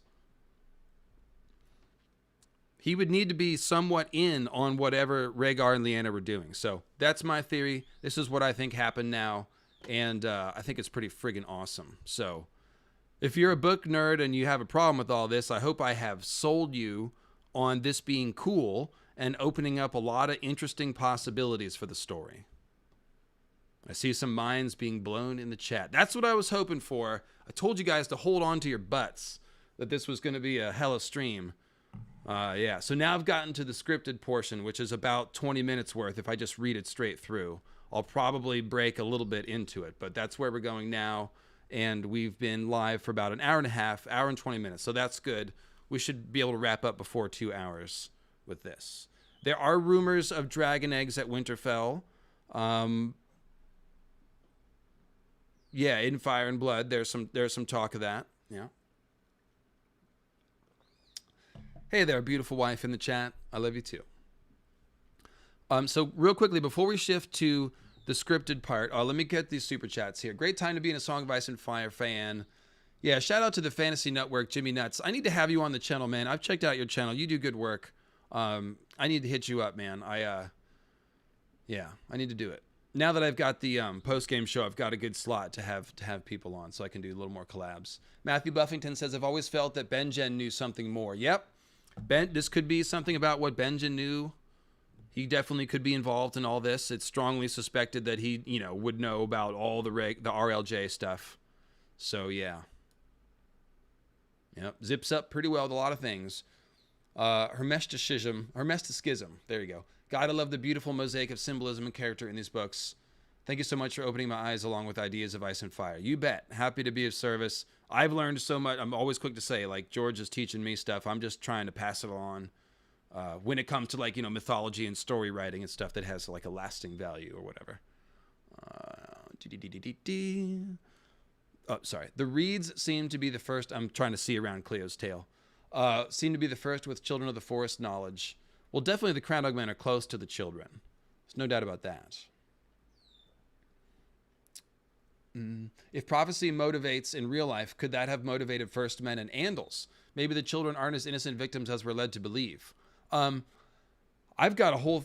Check out my theory called The Pact and the Hammer of the Waters. It's like another one of these hella live streams where I went super hard with a lot of notes and my best theories. So check that out when Marvin Martin. I do have theories about what the real story was there, but I can't get into that now or I'll lose another half an hour. Welcome Flip with his Mario icon to Squishers. Very cool. And, okay, so that's all that I had missed, potentially. I have a theory, but it's too long. We'll post below. The comments is another place that you can do that. If you leave a good comment, I'll interact with it, and it'll get pushed up to the top, and other people will comment on it, and it's like a little bulletin board. So there you go. All right, so we're going to switch into this last bit, which, like I said, I've got a little scripted bit, and it's got the 5 dragon dreams or so that we know of. It's actually a little more. It's like 6. And we're going to go through them, and I'm going to explain them to you and stuff. I need to just run to the restroom real quick. So I'm going to give you Reading Rhaegar, and I'll be right back.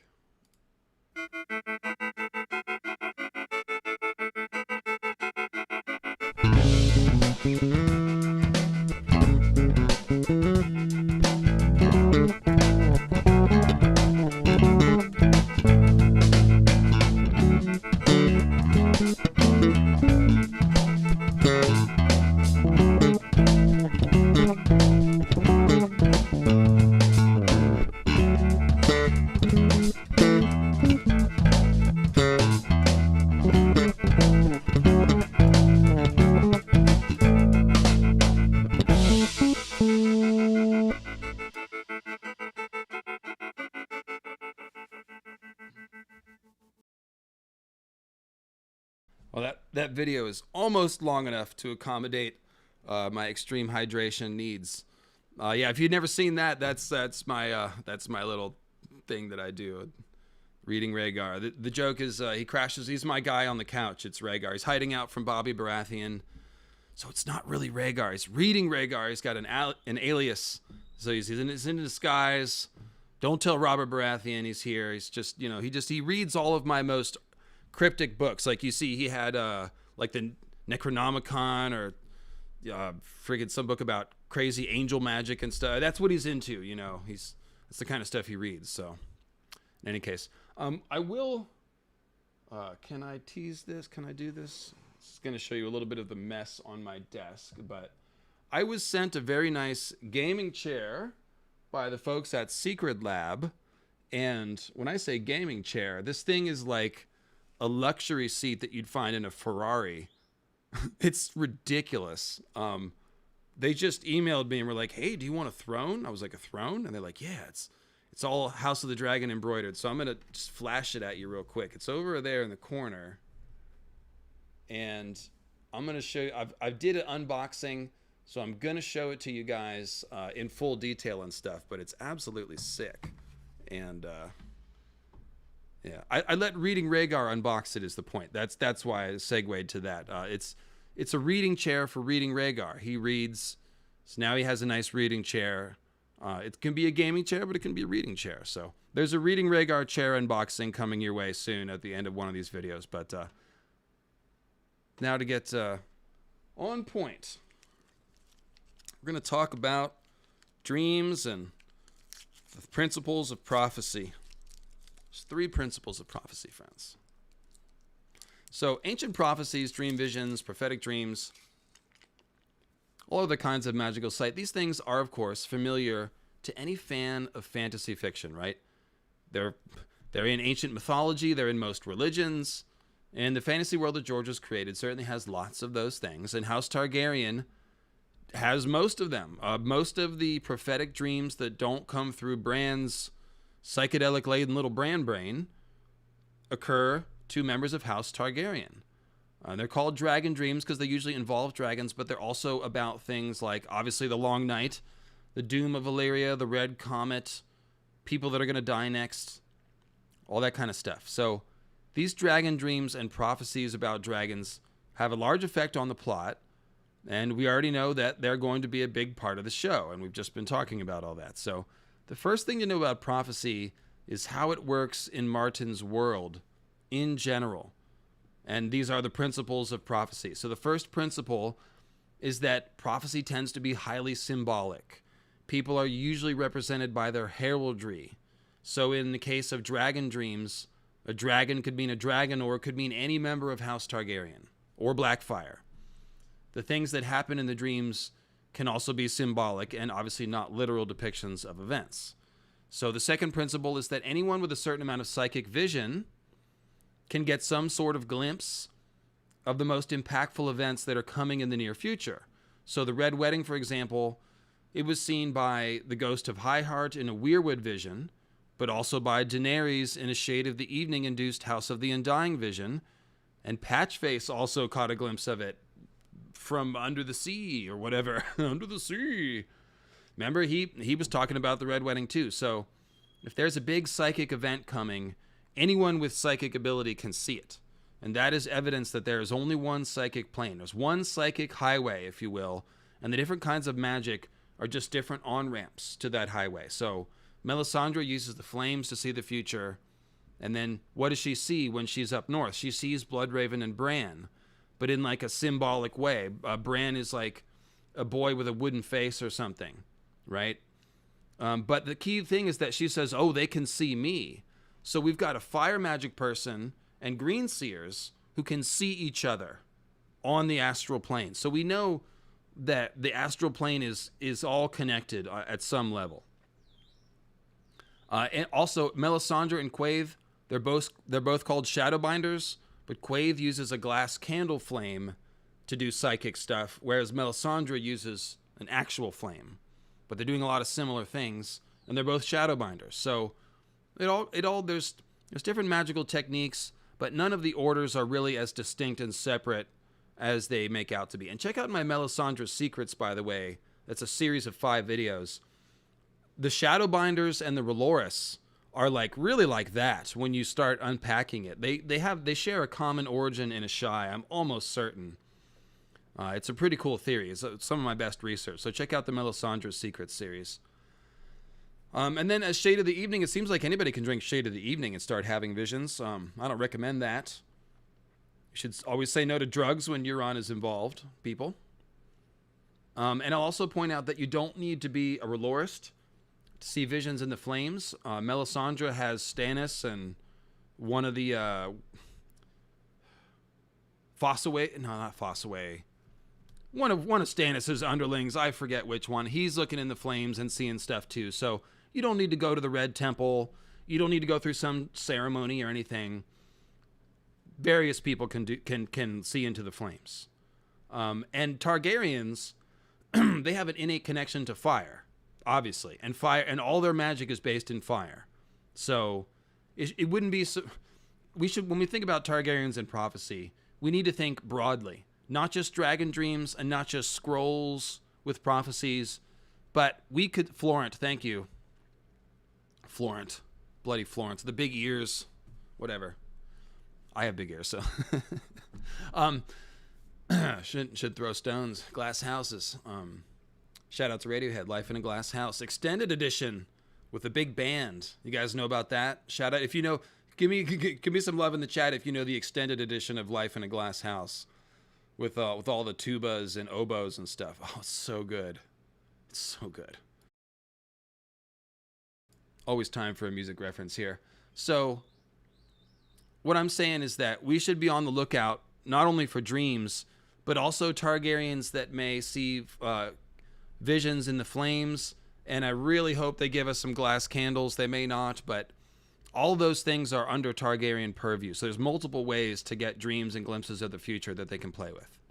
And it's just fun to know. And again, we don't know that the Targaryens have glass candles. I just talked about how the Targs left a lot of stuff. Glass candles would be the one thing that I think they could have, because the Citadel has glass candles, and a glass candle is just a tall piece of dragon glass, we think. Maybe there's a consecration ceremony. But the Targs would know about that if there was one. So the Dragonstone is full of dragon glass, aka obsidian. And so I wouldn't be surprised if the Targs had a glass candle. But that's just a theory. So the third principle of prophecy is pain. George's very consistent view of magic is that it's not safe to use. Welcome to Squishers, Daryl Walker. Not safe to use. Hey, Alicia Kingston. I forgive you for deleting my comment the other day on the other stream. It was over the top. Something about flying D's. It was out of bounds. I deserve that. I deserve that, Alicia. So we're still good. Welcome to the stream. I was on the Direwolf City stream and I got a little carried away. Maybe I was just repeating what Tony said, though. To be honest, I mean Tony said it first, and I was like, yeah, I was hype manning him. But it was inappropriate. So whatever. In any case, prophecy means pain. And we've talked about this a lot. George's view of magic, it's not safe. It's the sword without a hilt, meaning there's no safe way to grasp it. You're going to cut yourself if you wield it. But Jon thinks that in a fight, a sword without a hilt is better than no sword at all. And that's kind of sums up George's approach to magic. Like, yeah, it's going to have costs. It's not clean. But there might be cases when you need to use it. But you should be willing to pay the price yourself and not try to offload the price onto innocent victims. That's the difference with blood magic and magic that is like somewhat okay, is like you're paying the cost yourself versus using, victims to make yourself more powerful. Okay, so prophetic dreams are very much under this category of the sword without a hilt. Magic isn't safe. The dreams are the same. And we see Viserys wrestling with it. Rhaegar wrestled with it. It's a bitch. It's not fun to be responsible for the end of the world. And everyone judges you harshly when you try to, do stuff like conquer Westeros or whatever. Or go marry Lyanna. People don't understand. So interpreting symbolic visions, it's a fraught challenge. Even if you figure out what you're supposed to do, you've been burdened with the responsibility of trying to accomplish this goal in a world where no one understands what you're doing. In a world where everyone thinks you're mad. And you've got to do this great deed to prepare for the long night. And you can't explain to people why you're doing what you're doing. So it's painful. It's a bad position. This is, again, the position that Rhaegar was in when he kind of sort of started a war by accident while he was trying to save the world. Or at least to create the children who would save the world, right? Now, that war was brewing without him. Rhaegar did not start the war of the Robert's Rebellion. Robert didn't start it either. They were both pawns. Peter Baelish was doing stuff, and all the High Lords were maneuvering. And you can't blame anyone for trying to supplant Aerys because he broke the feudal contract in every sense that a monarch can. So that's its own thing. But Rhaegar definitely like sparked a match or put some gasoline on there or whatever. And it's because no one understood what he and Lyanna were doing, because they were doing prophecy shit and no one understood it. So prophetic knowledge puts a tremendous burden on the people who carry it. And on House of the Dragon, that is Viserys and now Rhaenyra and eventually Daemon, but possibly other Targaryens too. This is going to advance 20 years by the end of season 1. There's going to be a whole new generation of Targaryens that are born, Blood of the Dragon people. They could have dragon dreams. We don't know who's going to learn about the secret. I asked the question, does Viserys tell Alicent? Jaehaerys told Alysanne she is Blood of the Dragon, but if Viserys marries Alicent and has dragon children with her, maybe he told her. We don't know if Daemon knows. I suspect Daemon doesn't know, but we don't know if Daemon knows or not. So this knowledge, we'll have to see how it affects different people on the show. And anybody that's a Blood of the Dragon person could have a new dream. Because Viserys' dream wasn't about the long night. He had a dream about his child and seating him on the Iron Throne and the dragons roaring. And maybe that's about the Dothraki and stuff. I like that idea. He thought it was about Emma's kid. So there could be more dreams that the Targaryens have that are plot devices on the show. And that's why I'm doing the rest of this script, is to give you an idea of all the ways that dragon dreams can be used in a story and what kinds of things that dragon people dream about. And that way you'll know. So let's get into the specific examples. The most famous dragon dream is the dream of the Doom, of course. The Doom of Valyria. Daenerys the Dreamer, the daughter of Aenar Targaryen, dreamed of the Doom. It was 12 years before it happened, and we don't know what she dreamed, but whatever it was, Aenar took it very seriously, of course, because he up and relocated their entire house to Dragonstone, and of course that was seen as withdrawing from Valyrian politics, and everyone laughed at him. They're all going to laugh at you. Shout out if you know the Adam Sandler comedy CD from the 90s. Hit me up in the chat or the comments. They're all going to laugh at you. That's what Aenar was he was getting laughed at. He went to Dragonstone. And the Sun Cult sketch is my favorite on that CD, by the way. When they join the cult that's worshiping the sun, that's the best. That's so funny. Anyways, it's anti-Sun Cult, actually. They're trying to they hate the sun. They want the beast to come out. That was it. So Daenerys the Dreamer dreamed of the Doom. They moved to Dragonstone. This is the most important dragon dream. Also, Daenerys the Dreamer, she wrote a whole book called Signs and Portents, or somebody wrote a book that contains her dreams, and it's called Signs and Portents.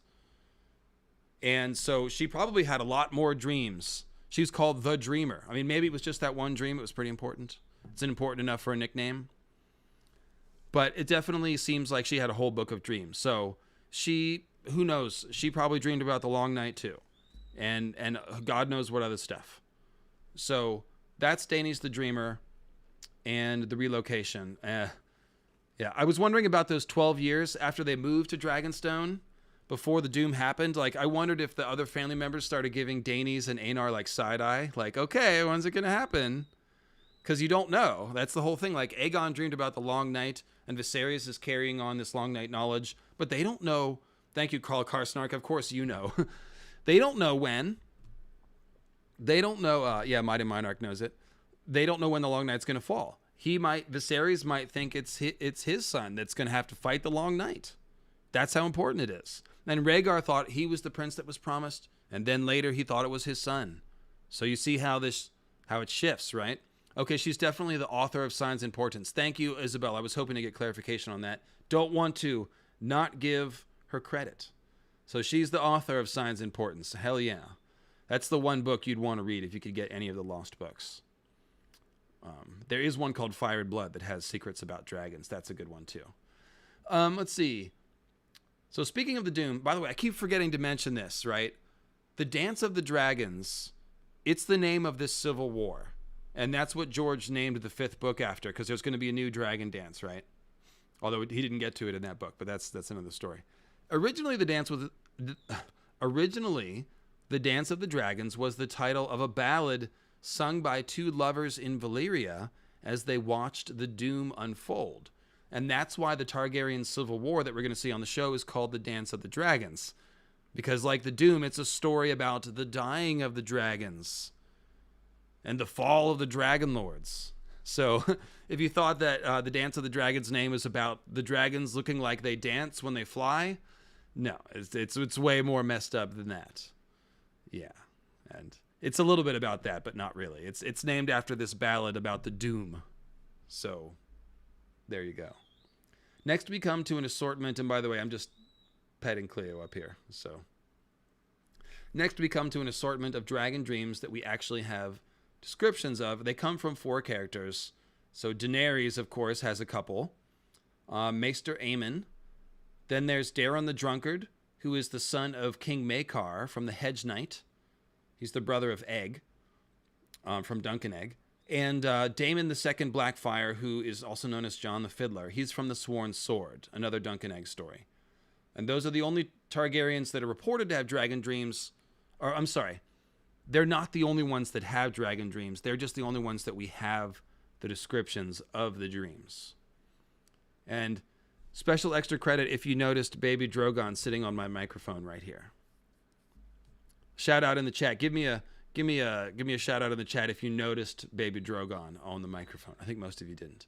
So just to keep this moving, I am essentially going to put these up on the screen and talk about them. So starting chronologically, I guess that was more relevant when this was going to be a video. Sorry, this is a script that was going to be a video that I've adapted here. So first, Daeron the Drunkard. So Daeron the Drunkard is a very sympathetic character. His dragon dreams have driven him to drinking. Goodness, that's a lot of D's. So he's trying to achieve dreamless sleep. And so he drinks himself to sleep every night. It's very sad. He's not cruel like his brother Aegon. So he's not an angry drunk. He drinks in order to escape his dreams. So it is very sad.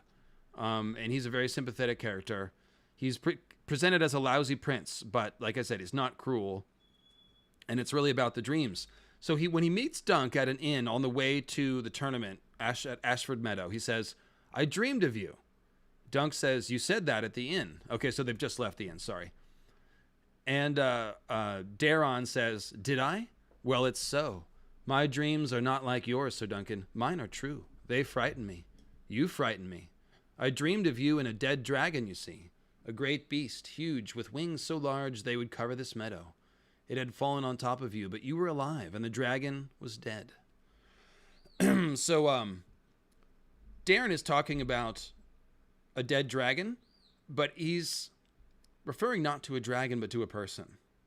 So I don't want to spoil the Hedge Knight in case some of you haven't read it, because you should read it. Hedge Knight is awesome. All the Dunk and Egg books are really good, and they have lots of Targaryen stuff in there. But essentially, this dead dragon represents a Targaryen of great stature. That's why it's a huge dragon. It's a very important Targaryen royal who dies at the tournament in a way that's connected to Dunk. And that's why it's like on top of him. He died for Dunk's sake in a way. So the ramifications of the death were very large. And that's why it was something that dragon dreamers saw in advance. That's just a truck starting, girl. It's okay. It's okay, girl. A loud truck just fired up the engine out front, and it's alerted Cleo. Okay. So this is death premonitions are something that we can see in dragon dreams. That's kind of the point. You can foresee the death of someone. And there's also a reference to more of Daeron's dreams in the third Dunk and Egg novel, The Mystery Knight. Egg says, "Someday the dragons will return. My brother Daeron's dreamed of it, and King Aerys read it in a prophecy. Maybe it will be my egg that hatches." That would be splendid. Come here. Girl, calm down. It's okay. It's okay, girl. It's just a truck. It's just a little bit loud. I know. I know. I know. It's okay, though. I know. Oh, I know, girl. Here, come here. Go ahead and step down. Why don't you go ahead and step down? It's going to be okay. Get some pets. So, step down. Thank you, girl. Sorry, guys. A little bit of a beastmaster here. So, this is perhaps the most important quote when you go back and you're looking for evidence that George has been thinking about Aegon's prophecy for a long time. He says, "My brother Daeron's dreamed of it, and King Aerys," that's his father, the first King Aerys, "read it in a prophecy. that the dragons would return. So this is a different prophecy. This is a prophecy about Daenerys and the return of the dragons, because at this point in the story, the dragons have been gone for decades, right? So Daeron is dreaming about the return of the dragons. That means Daenerys. So the Targaryens have been dreaming of Daenerys for over 100 years. That's interesting. Or at least Dany's dragons. I mean, it's basically of Daenerys. If they're dreaming about the return of dragons, I mean, it's not even a theory. It's right there. And then it says, King Aerys read it in a prophecy. This tells us so much. It's just like one sentence tells us so much. So there are prophecies of the return of dragons. Are those prophecies of Daenerys the Dreamer? Are they prophecies of Aegon? We don't know. Could be both. Maybe we'll find out on House of the Dragon. And also it's worth noting that the king and his sons are both having dreams about dragons and the future, and they're reading prophecies about it, and they're all talking about it together. So this is very clear evidence that House Targaryen is, yes, they are in charge of a secret about the end of the world, and it has occupied almost every Targaryen monarch down the line. It's right there. He wrote this so long ago, guys.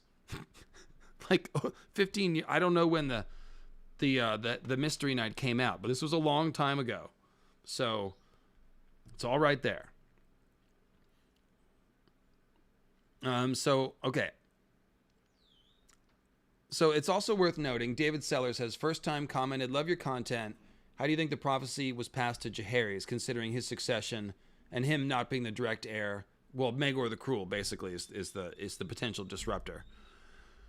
Well, Maegor the Cruel certainly could have known about it, but he doesn't seem like he would have transmitted it to any of the kids. He could have told Rhaena. He took Rhaena as a wife for a while, and then Rhaena escaped with Blackfyre and the throne. I mean the crown, not with the throne. That would be a trick.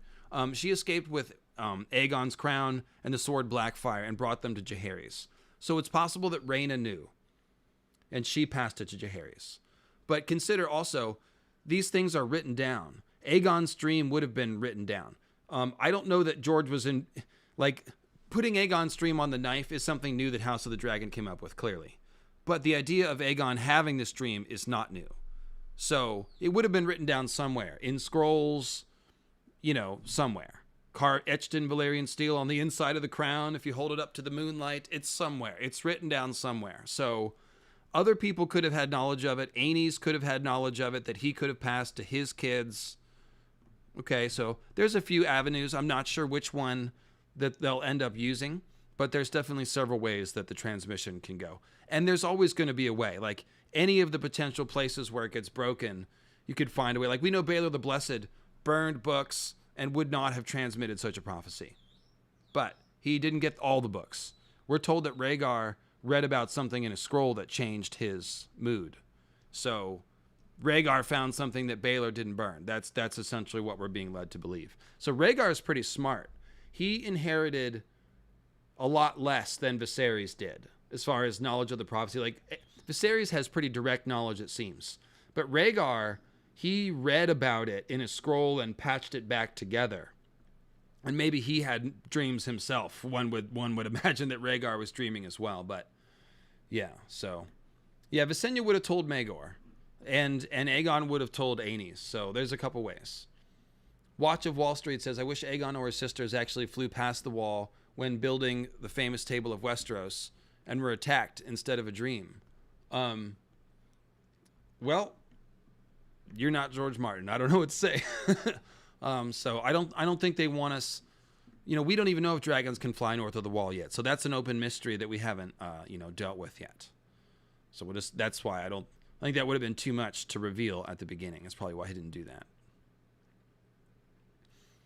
So note that these dreams, they go on when I close my eyes. Always going to sing some heart. These dreams, the ones of Daeron the Drunkard, and the stuff that his father Aerys read in a scroll, this is what led to Summerhall.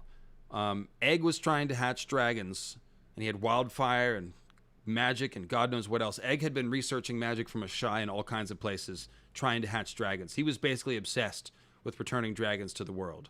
And he was obsessed with that and was certain that it should happen based on the dreams of his brother Daeron and the stuff that his dad Aerys was reading.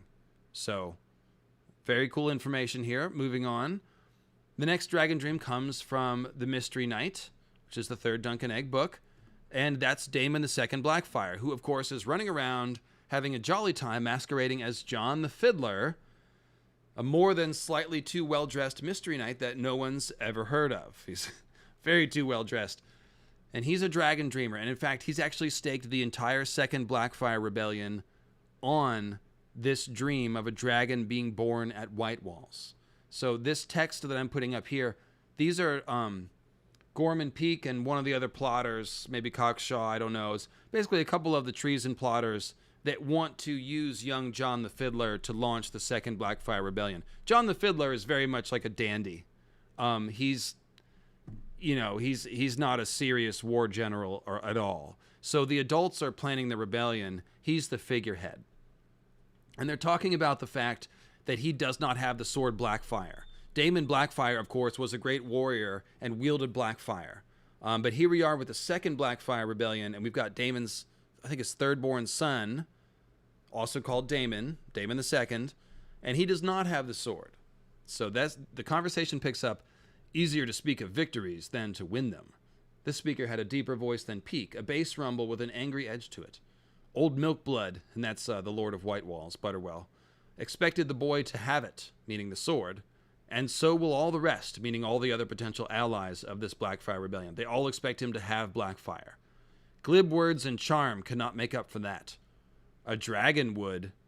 The prince insists the egg will hatch, and there's a dragon egg at White Walls, and so that's what he thinks the dragon's going to come from. He dreamed it, just as he once dreamed his brothers dead.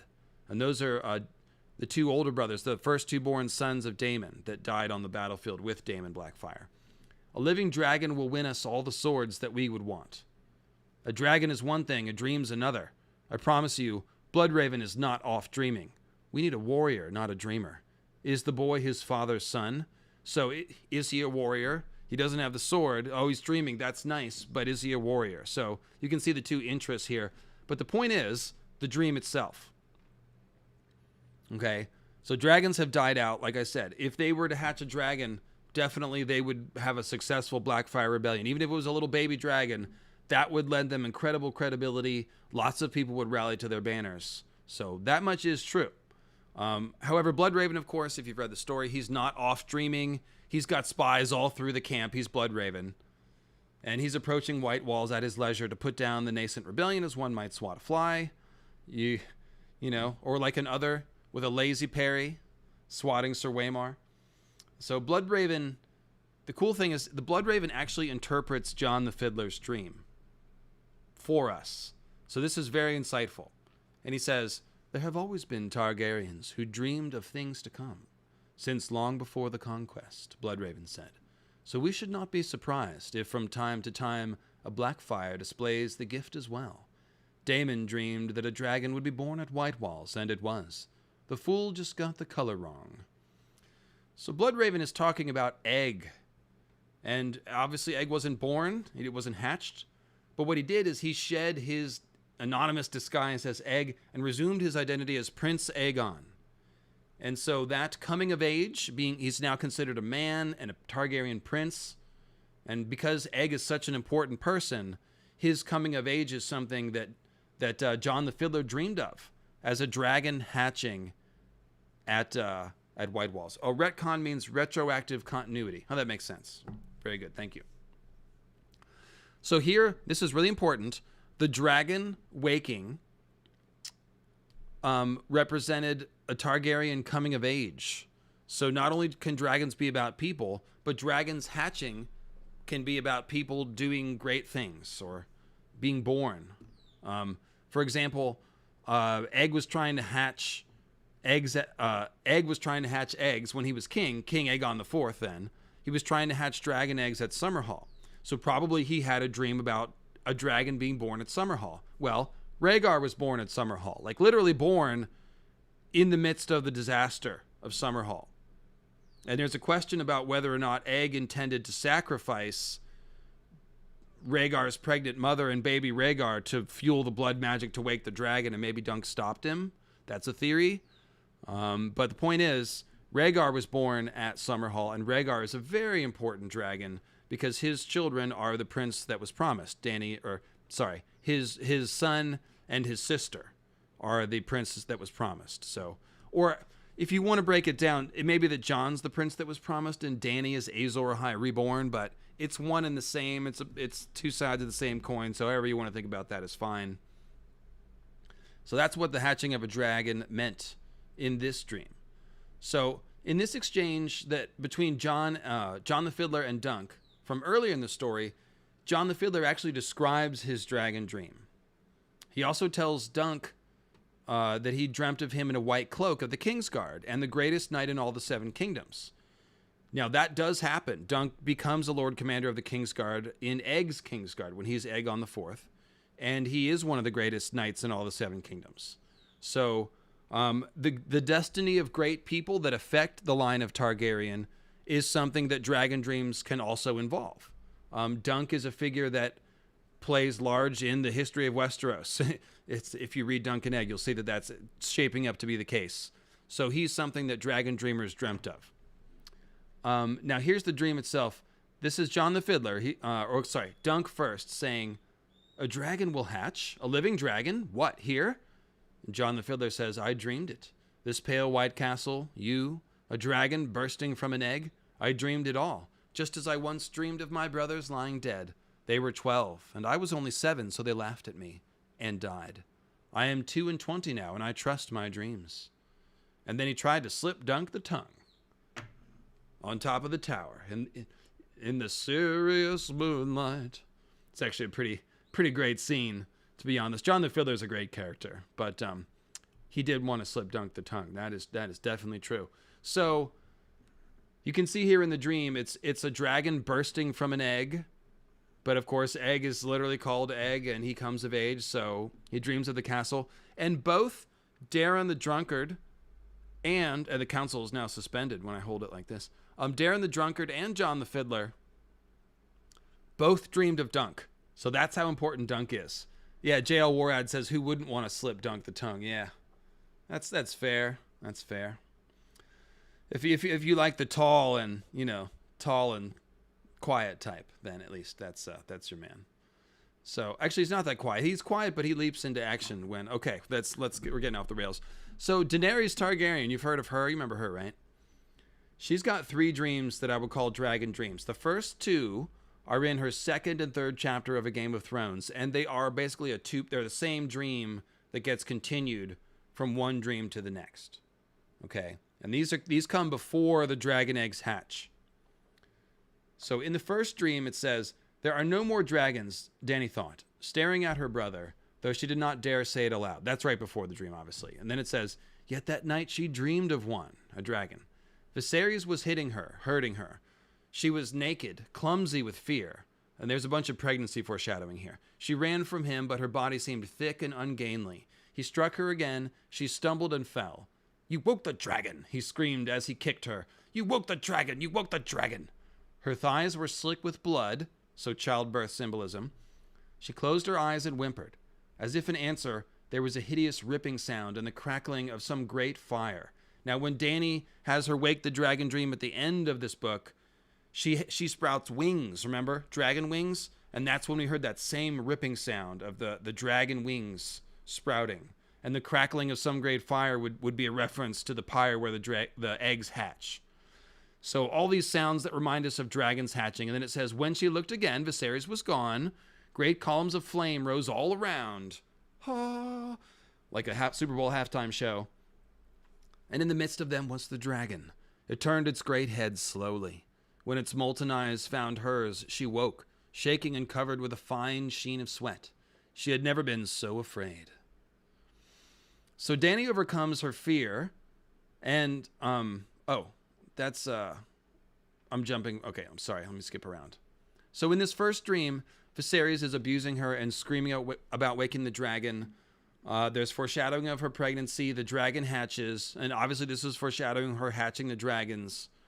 Now, she doesn't understand what she's seeing, and she reacts in terror, right? but it awakens a curiosity about dragons. And she's asking about them. And then in the 3rd chapter, Dany's most important Game of Thrones chapter is Dany 3. That's where we get the second moon Carthene legend too, by the way. Here's the second dragon dream. Yet when she slept that night, she dreamt the dragon dream again. Viserys was not in it this time. There was only her and the dragon. Its scales were black as night, wet and slick with blood. Her blood, Dany sensed.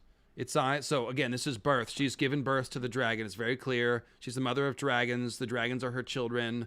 Her thighs are slick with blood. She's going to find out she's pregnant at the end of this chapter, too. So the dream knew it first, if you will. Her blood, Dany sensed. So this is her childbirth blood. And the dragon is now right in front of her. And it says, its eyes were pools of molten magma, and when it opened its mouth, the flame came roaring out in a hot jet. She could hear it singing to her. She opened her arms to the fire, embraced it, let it swallow her whole, let it cleanse her and temper her and scour her clean.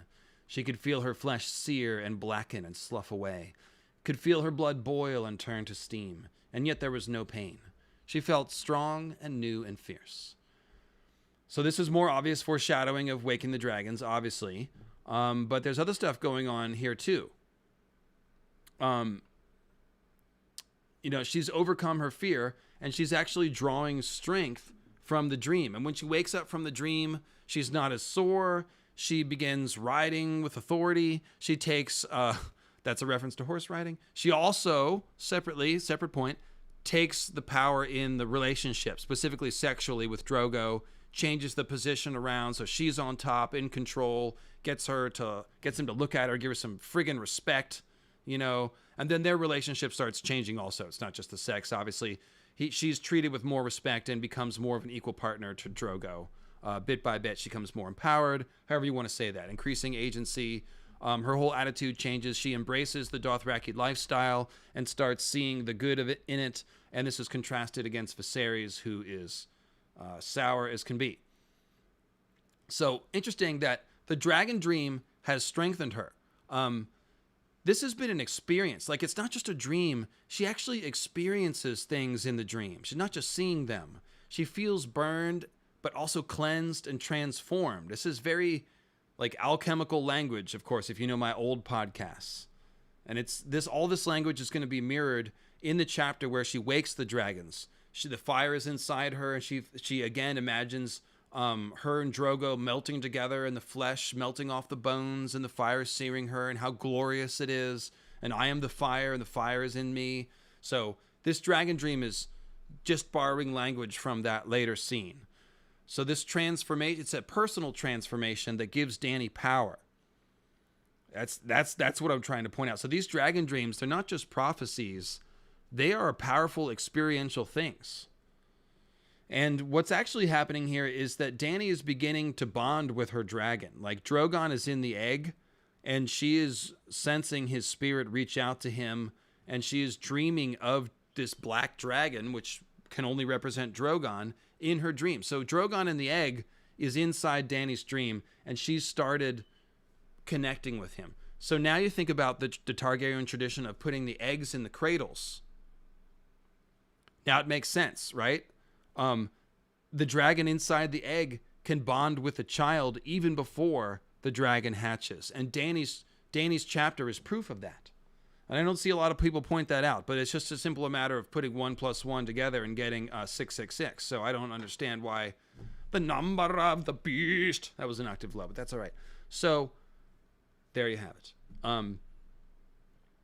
The dragon can reach out from inside the egg and contact the Dragon Lord, can give them dragon dreams, and can start to build that bond. And that's why it says that the children who are blessed with dragon eggs in the cradle always bond with their dragons. Always.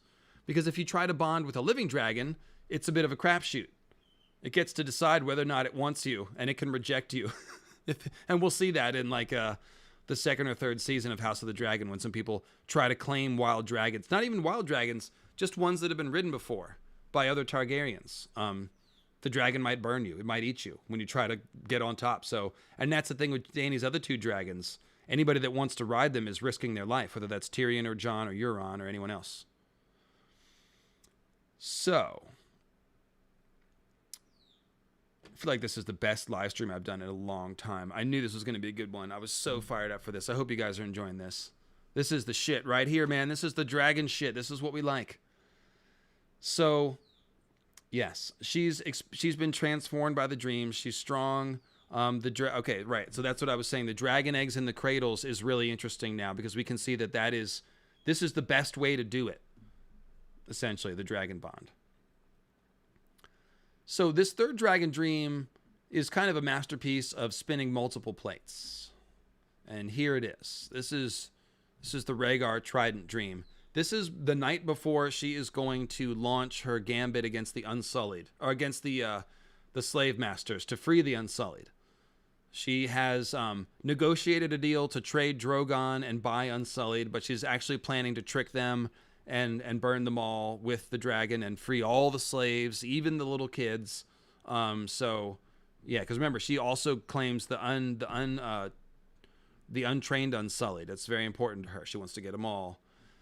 So, that night she dreamt she was Rhaegar riding to the Trident. She was mounted on a dragon, not a horse. When she saw the usurpers' rebel host across the river, they were armored all in ice, but she bathed them in dragon fire, and they melted away like dew and turned the Trident into a torrent. Because as everyone knows, when you burn a White Walker with dragon fire, they melt. Oops. Oops, Dave and Dan. Oops, we wanted Arya to be the one because we like to subvert expectations, so we just figured that a dragon fire wouldn't melt the Night King because, why would it? It's the dumbest fucking thing. I swear to God, man. I swear to God. Anyways, so the usurpers' host are being presented like the others here. And she melts them with dragon fire. They melt away into the river. And it says some part of her knew that she was dreaming, but another part exulted. This is how it was meant to be. The other was a nightmare, and I have only now awakened. Yes, the great other is a nightmare. That is true. But point is, this dream is almost certainly implanted by Quaithe. Quaithe is in the cabin. As soon as Dany wakes up from the dream, Quaithe is there, astrally projecting herself in the cabin and punctuating the lesson of the dream. So this is a Quaithe dream. However, doesn't change anything. And let me just get these. Bird of the North. Welcome to Squisher. Why do we think some cradle eggs don't hatch? Melissa Moore. That's just a totally separate question. That's more about quickening the eggs and hatching the eggs. Some of the eggs may have gone dormant or maybe just don't hatch. That's its own mystery. I'm not sure. But the ones that do always bond with the kids. That's the point.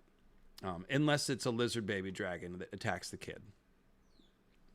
Sorry. That's the thing that might happen to someone on the show eventually. Maybe. So this dream is obviously, whether it's implanted by Quaithe or not, it's obviously foreshadowing of the long night. And Quaithe is just trying to steer Dany towards what she needs to do for the long night. That's what Quaithe is doing. We can pretty much trust Quaithe. Actually, surprisingly, I think we can. She's concerned about the right stuff. So, point is, dragons melt others. No, that's not the point. The point is that there's a lot of things going on. So it's spinning a lot of plates because on one hand, it's foreshadowing Dany fighting the others, the foes melted, armored in ice or whatever. But the dream is presenting her future enemy in the form of her current enemy. So right now she's all worked up about the usurper, Robert Baratheon. So her dream shows her Robert Baratheon's host. That's what she's thinking. But in the way of dreams, it sort of becomes something else. And now they're foes armored in ice. So Quaithe is trying to take her hatred of the Baratheons, or at least use the idea of the Baratheons are the enemy to create the idea that the others are the enemy and to present that in the dream. So that's very interesting. And this is also an interesting dream because Rhaegar means a lot to Dany. And the Battle of the Trident is Rhaegar's seminal battle. And so Dany, when she marches to Astapor to do this gambit the next day, she thinks, now it's time to cross the Trident. So she's comparing herself to Rhaegar constantly. And so she dreams about Rhaegar's seminal battle the day before she has her own seminal battle. That's easy to understand. That's very personal, emotional dream work there. The writing that's going on. And it's also, of course, when she says, now it's time to cross the Trident, this is obviously a borrowing from crossing the Rubicon. Julius Caesar, and that just means the point of no return. You're crossing the point of no return. So you're entering the ring. So essentially, this dream is starting with the emotional family history of Rhaegar's last battle as a base. That's what Dany knows. And then it's slipping in foreshadowing of her magical destiny to fight the others. And it's transposing... Oh, I'm sorry. Start that sentence over. So it's taking the emotional memory of Rhaegar's Battle of the Trident, and it's transposing that onto what Dany's planning to do the next day, while also foreshadowing Dany's magical ending. So that is a dragon dream right there. That is one of probably my favorite one. It's doing the most things at once. It's beautiful writing, and it proves that... Well, it doesn't prove, but it's... Of course, dragons melt White Walkers. What's the point of fighting the White Walkers with dragons? It's like, there's ice demons, and there's fire dragons. But the fire dragons they can't kill the ice demons. But the ice demons can throw ice at the dragons, and it kills them. Okay, I swear I'm going to move on at some point. Okay, so... Never. House of the Dragon is helping us move on. That's the point of this whole stream, is that we're steering everything back to the canon, to the book canon, and so we're kind of moving past the show ending. Because eventually, guys, what's going to happen, I should have said this at the beginning, eventually what's going to happen is that George, by the way, is going to release Winds of Winter and, God help us, A Dream of Spring. And that ending is going to be very fucking different from the one we saw on the show. And they have to set up that canon. It needs to be smooth when that happens. Everyone can't be going, but I thought blah, blah, blah, but I thought blah, blah, blah. It's like, no, they've got to start now steering this thing back on the rails of where George is going with the ending so that all these TV shows make sense. And you can see that they're doing a lot of that in House of the Dragon. And that's what I'm excited about. They are steering this whole thing back towards the book canon. And if you disagree with me, you're wrong. I don't know what to say about it. Like, I feel like I've made my case really strongly here. They're not, like I said, they're not taking a dump on the show, but we're definitely like sort of pretending like it's not there and just sort of walking away from it. That's what we're doing. So that's right, Cleo. So saving the best for last, one more dragon dream. It's Maester Aemon. Maester Aemon. And I read this one in the Long Night Prophecy ? Video that I put out a couple weeks ago, which is a good companion to this. So I'm not going to read it in my Maester Aemon voice. I did the whole performance last time, but it hurts. So, the last dragon died before you were born, Sam said. How could you remember them? And Aemon says, remember, he's been blind for years, but he says, I see them in my dreams, Sam. I see a red star bleeding in the sky. I still remember red. I see their shadows on the snow. Hear the crack of leathern wings, feel their hot breath. My brothers dreamed of dragons too, and the dreams killed them every one. Sam, we tremble on the cusp of half-remembered prophecies, of wonders and terrors that no man living could now hope to comprehend. So, starting with the end, half-remembered prophecies, that's Aegon's prophecy. There's a lot of evidence that Rhaegar was working with Maester Aemon to try to figure out this shit. Aemon has a lot of insight about what Rhaegar's mindset was because he was sending letters back and forth to Rhaegar about the prophecies and stuff. That's a cool thing that is a fact. That is a thing that happened. So that's what he means. Half-remembered prophecies. It's the shit that he was talking about with Rhaegar, which now we can assume definitely included Aegon's prophecy. So what is Maester Aemon dreaming about? The things that he's read about in prophecy. The red star, that's not just dragons, that's Long Night. That's the end of the world. That's the Long Night coming back. Dragons, their shadows on the snow. So not just dragons. Dragons in the north. Dragons in the snow. Fighting the White Walkers, where they can melt them with their dragon fire. By the way, I do think the White Walkers will be able to hurt the dragons. I think the White Walker mist clouds will hurt the dragons. They may have ice weapons, all that. But yes, the dragons will be able to melt the walkers too. Otherwise, it wouldn't be any fun. Fucking so dumb. Oh my God. All right. And I don't want any complaints about me continuing to rag on this because it's indefensible. It really is. They took our show and they did something that was so moronic that any 9-year-old could be like, well, why didn't the dragon fire melt the ice person? Like, it's fucking fire and ice. Like, what the... I'm sorry, but if you're offended by this, I have nothing to say. It was the dumbest thing that they did. So look, I will move on though, because it's not fun to listen to me say it over and over. So Aemon is dreaming about the long night, dragons in the snow, red star bleeding. This is all long night stuff. And so then when he says half-remembered prophecies, that's going to be a prophecy about the long night and the red star and all that shit. So Azor High prophecies, yes, but probably Aegon's prophecy as well. And then note also that he says, the dragon dreams killed my brothers. So again, back to the principle of pain. His brothers included Daeron the Drunkard. He's Egg's brother. So he knows. Remember, King Aerys was reading about it reading about stuff in scrolls. Aemon knew about that, and he would have been telling Rhaegar about it. So this project of reconstructing whatever Baelor the Blessed burned has been going on for a while. Because I should have made that clear. Aerys and Egg and all them, they're after Baelor the Blessed. So, yeah. Am I done? I'm done. That's it. Go away. Get off my channel. No, I'm kidding. That is it, though. That is what I told you I had a lot for you. Yeah, canon therapy. That's what I called this.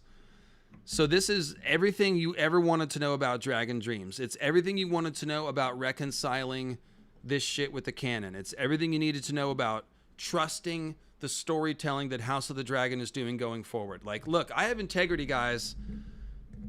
Don't think that I friggin' sold my soul to HBO and I'm hyping up a show that I'm like mediocre on. I'm really excited about the show. I think it's awesome.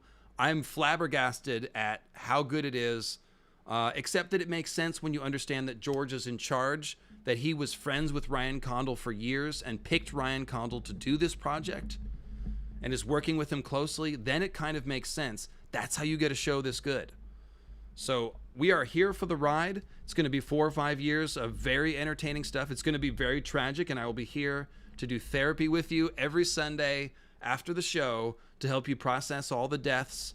I think we did a good job of dealing with Emma's death on Sunday night. Obviously, that was a tough one. Grey Waste Tim and Girl Nettles, my co-hosts on Sunday night. I think we did a good job of handling it, and we'll do the same stuff for all of that. So David Lightbringer, a channel with heart. We're not just covering the basics and talking about what happened.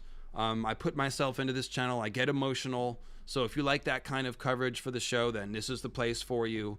I think it's the right way to cover George's writing, which is very emotional and very compelling. So there you go, guys. Last call for questions is now. Any super chats I missed, any questions that you'd like to throw in at the end here. I'll hang around for 5 more minutes on my skin watch. And then I'll get out of here and maybe rest a little bit, maybe take a nap, smoke some weed. If you didn't get a notification, just double check and make sure your bell is set to all notifications. Even if you're subscribed, it needs to be set to all to get everyone. And then you also need to have your YouTube app, beep your phone. So yeah.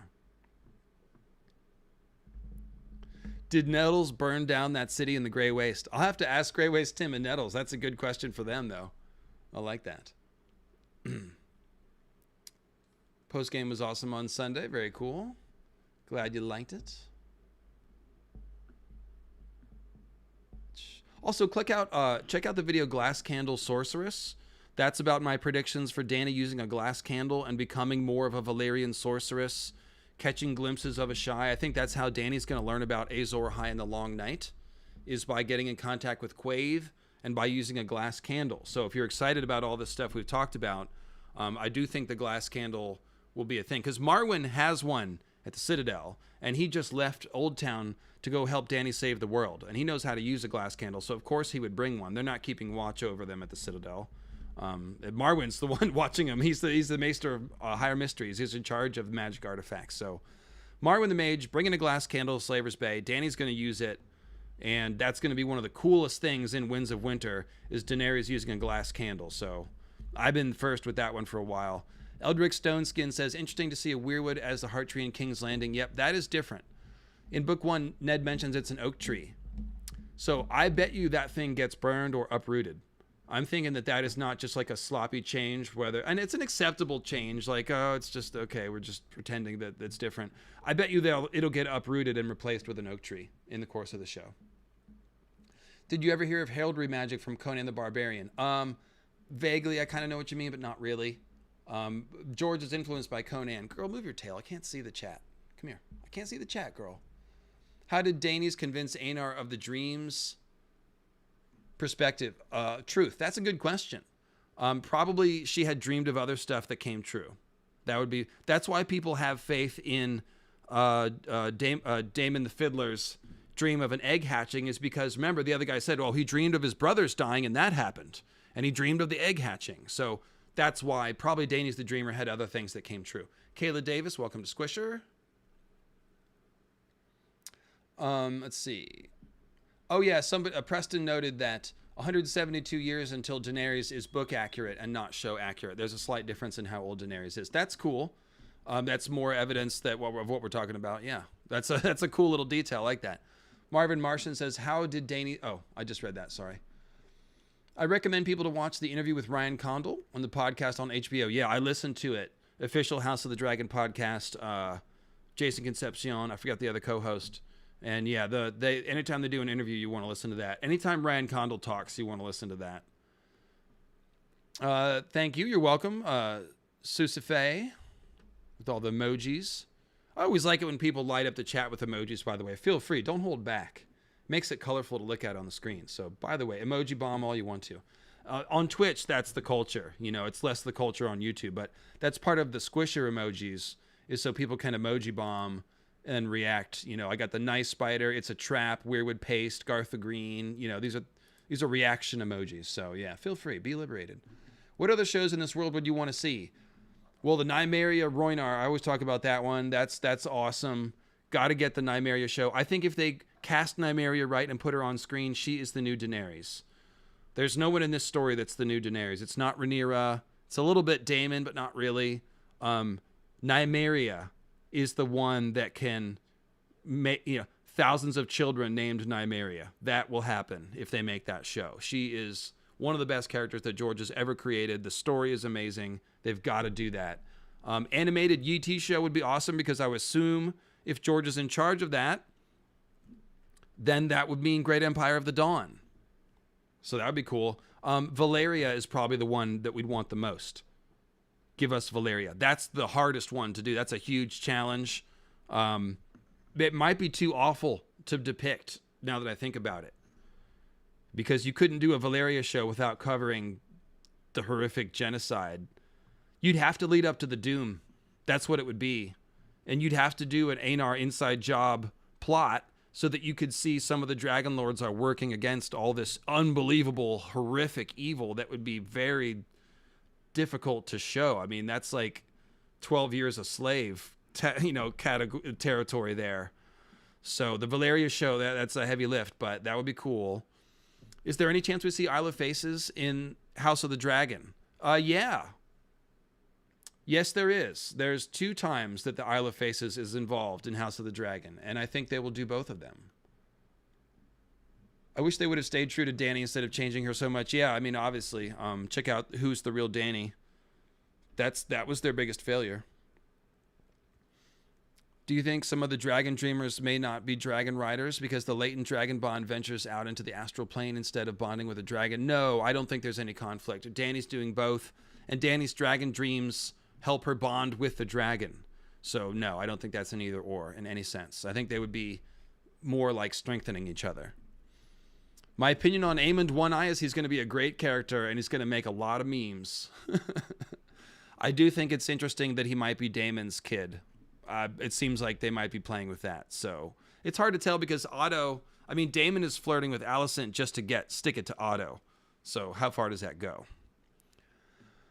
The Nymeria show would have Valyria in it. Yes, it would. It would show Garen the Great. So I think you do the Nymeria show first, and that works you back to Valyria and whets the appetite for Valyria. And then you do the Valyria show. That would have a lot more impact after watching the Nymeria show. So that's the order that I would do them in. Duncan Egg show is in the works. I forgot about that. Yes, that would be great. That thing's made for TV. It's a much different type of story, much more charming. Yeah, that could work as an animated show. Definitely. Obviously, it's a graphic novel already. Aegon's Conquest movie trilogy. So I've said it would be cool as a one season show. Almost like, the Kenobi show, but bigger. Like the Kenobi show in that, like, we're trying to do movie quality stuff for 6 episodes that are maybe longer. It's essentially like 2 or 3 movies. So yeah, I think that's how the Conquest should be done. The Conquest doesn't have several seasons of TV in it. It peters out pretty quick. So I think that is a shorter run thing. But it would be dramatic. It would be good in the theater because it's just going to be so friggin' huge. And you don't need to draw it out. It can be just like crazy action and, the Corliss show, I would be very excited for because that would introduce us to all these foreign locations. I think that would be fun. It'd be a different kind of show. I don't even know what that would compare to, a Corliss show. The Nymeria show could be more like 5 seasons. The first one is the war against the Valyrians. And then they're fleeing and they're getting to Sothorios. That would be season 2.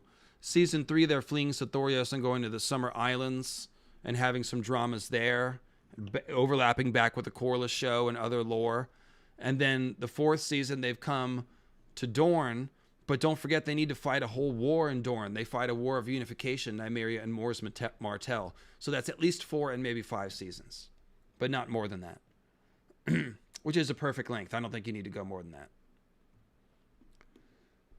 Do you think Aerys I told Bloodraven about Aegon's prophecy? Well, somebody did, yeah. I mean, Bloodraven definitely knew. So yes, it would have been Aerys I. Yeah, that made sense. Because he was the hand for Aerys I. So they would have been working on all that stuff together. A lot of people have mixed feelings on Daemon and like Otto Moore in episode 1, but wait until they see Aemon. Yeah, as far as like good villains, yeah, those are all good villains. And just because they're a villain doesn't mean they're not a great character also. It just means they're good when they do villainous things. They're good villains, when they do that. So Volantis is in the war. Their ally, Volantis at that time is just a colony of Valyria that fights the... Okay, girl, you're going back on the tree. Volantis at that time is a Valyrian city. So what's happening is the Valyrians are building cities up the Rhoyne, and they're right next to the Rhoyne cities, and they're uncomfortable peace for a while, but then it inflames and it breaks out into war. That's how that works. And yes, House of the Dragon it's definitely setting up other spin-offs. I mean, that's why I said this is George's world. We're doing a cinematic universe. We're doing the whole thing. House of the Dragon, you already saw. The book they were reading in the first episode referenced Nymeria's voyage and the Summer Islands, both. So if they're going to do a Summer Isles connection with the Valerians, they're setting that up. And they're obviously setting up the Rhoynar stuff and Nymeria. So yeah. And steering it back to the canon. So they're doing a lot of work. They are sewing up the canon a lot with House of the Dragon. And that's all very promising because it means that we can trust the storytelling as a whole, like I said. Do you think the church and the maesters are in league with the others? Baylor was a fanatic and burned prophecy books. No, they wouldn't be in league with the others. They do have a lot of the same symbolism, so I feel you. But no, they're just religious zealots. I don't think George would undercut the importance of the presence of religious zealotry in the story by giving it another reason. That's a very important thing. And the Maester conspiracy is definitely in the show. I'm going to try to do a video about that this week if I can. Do you think there's any symbolism to Caraxes being called the Bloodworm, but is a big puppy, and Daemon the Rogue Prince is a misunderstood, sensitive jerk face? I'm not sure what you meant by that, Toon Raider. The Bloodworm symbolism, check out the Dracomorph video. That is important. I don't know that... Yeah, I mean, the dragon's personality is something they're fleshing out on the show now, so probably I would say no. Big Daddy Daemon out here causing total eclipse of the heart. Ain't that right, David? Yes, it is. All the songs. Rhaenyra ripped a page out to pitch to George. LOL. Yeah, totally. Corlys is going to find it and be like, you have disrespected the heritage of my people. Bad stuff. Ripping out pages of books. That's definitely a warning sign for Rhaenyra. Joffrey destroyed books. So, just to point that out. Not good foreshadowing. Would be cool to see some escaped Dragon Lords that hide out in the Summer Islands. Well, there's definitely escaped Rhoynar that stay in the Summer Islands. And The Valyrians, by the way, they prize the talking birds of the Summer Isles. So the Summer Isles definitely traded with Valyria. That's pretty cool. I liked the dragon sounds a lot. I was into it. Yeah, the Maesters were whispering to Otto quite a bit. And they told Otto about Emma before Viserys. Yes. No, the Otto and the Maesters are definitely... I'm going to make a video about it. That's why I'm shaking my head. Like, yeah, there's a lot there. Check out the Anti-Dragon Maester Conspiracy Part 1 and Part 2 on my channel in the House of the Dragon playlist, and that'll get your feet wet for the video I'm going to try to make this week. All right, guys. Well, it's been a great stream. It is 2.5 hours. I'm going to go ahead and wrap it up. Wrap it up. Thanks for joining me. And, yeah, Martin Cinematic Universe. No, that's it. You're not the first one to do it, Mr. Smarty Pants. Mr. Captain of the Obvious. Mr. Captain Obvious. Master of the Obvious. Something like that. All right, guys. Thanks. It's been a great stream, and I will see you again with more videos this week.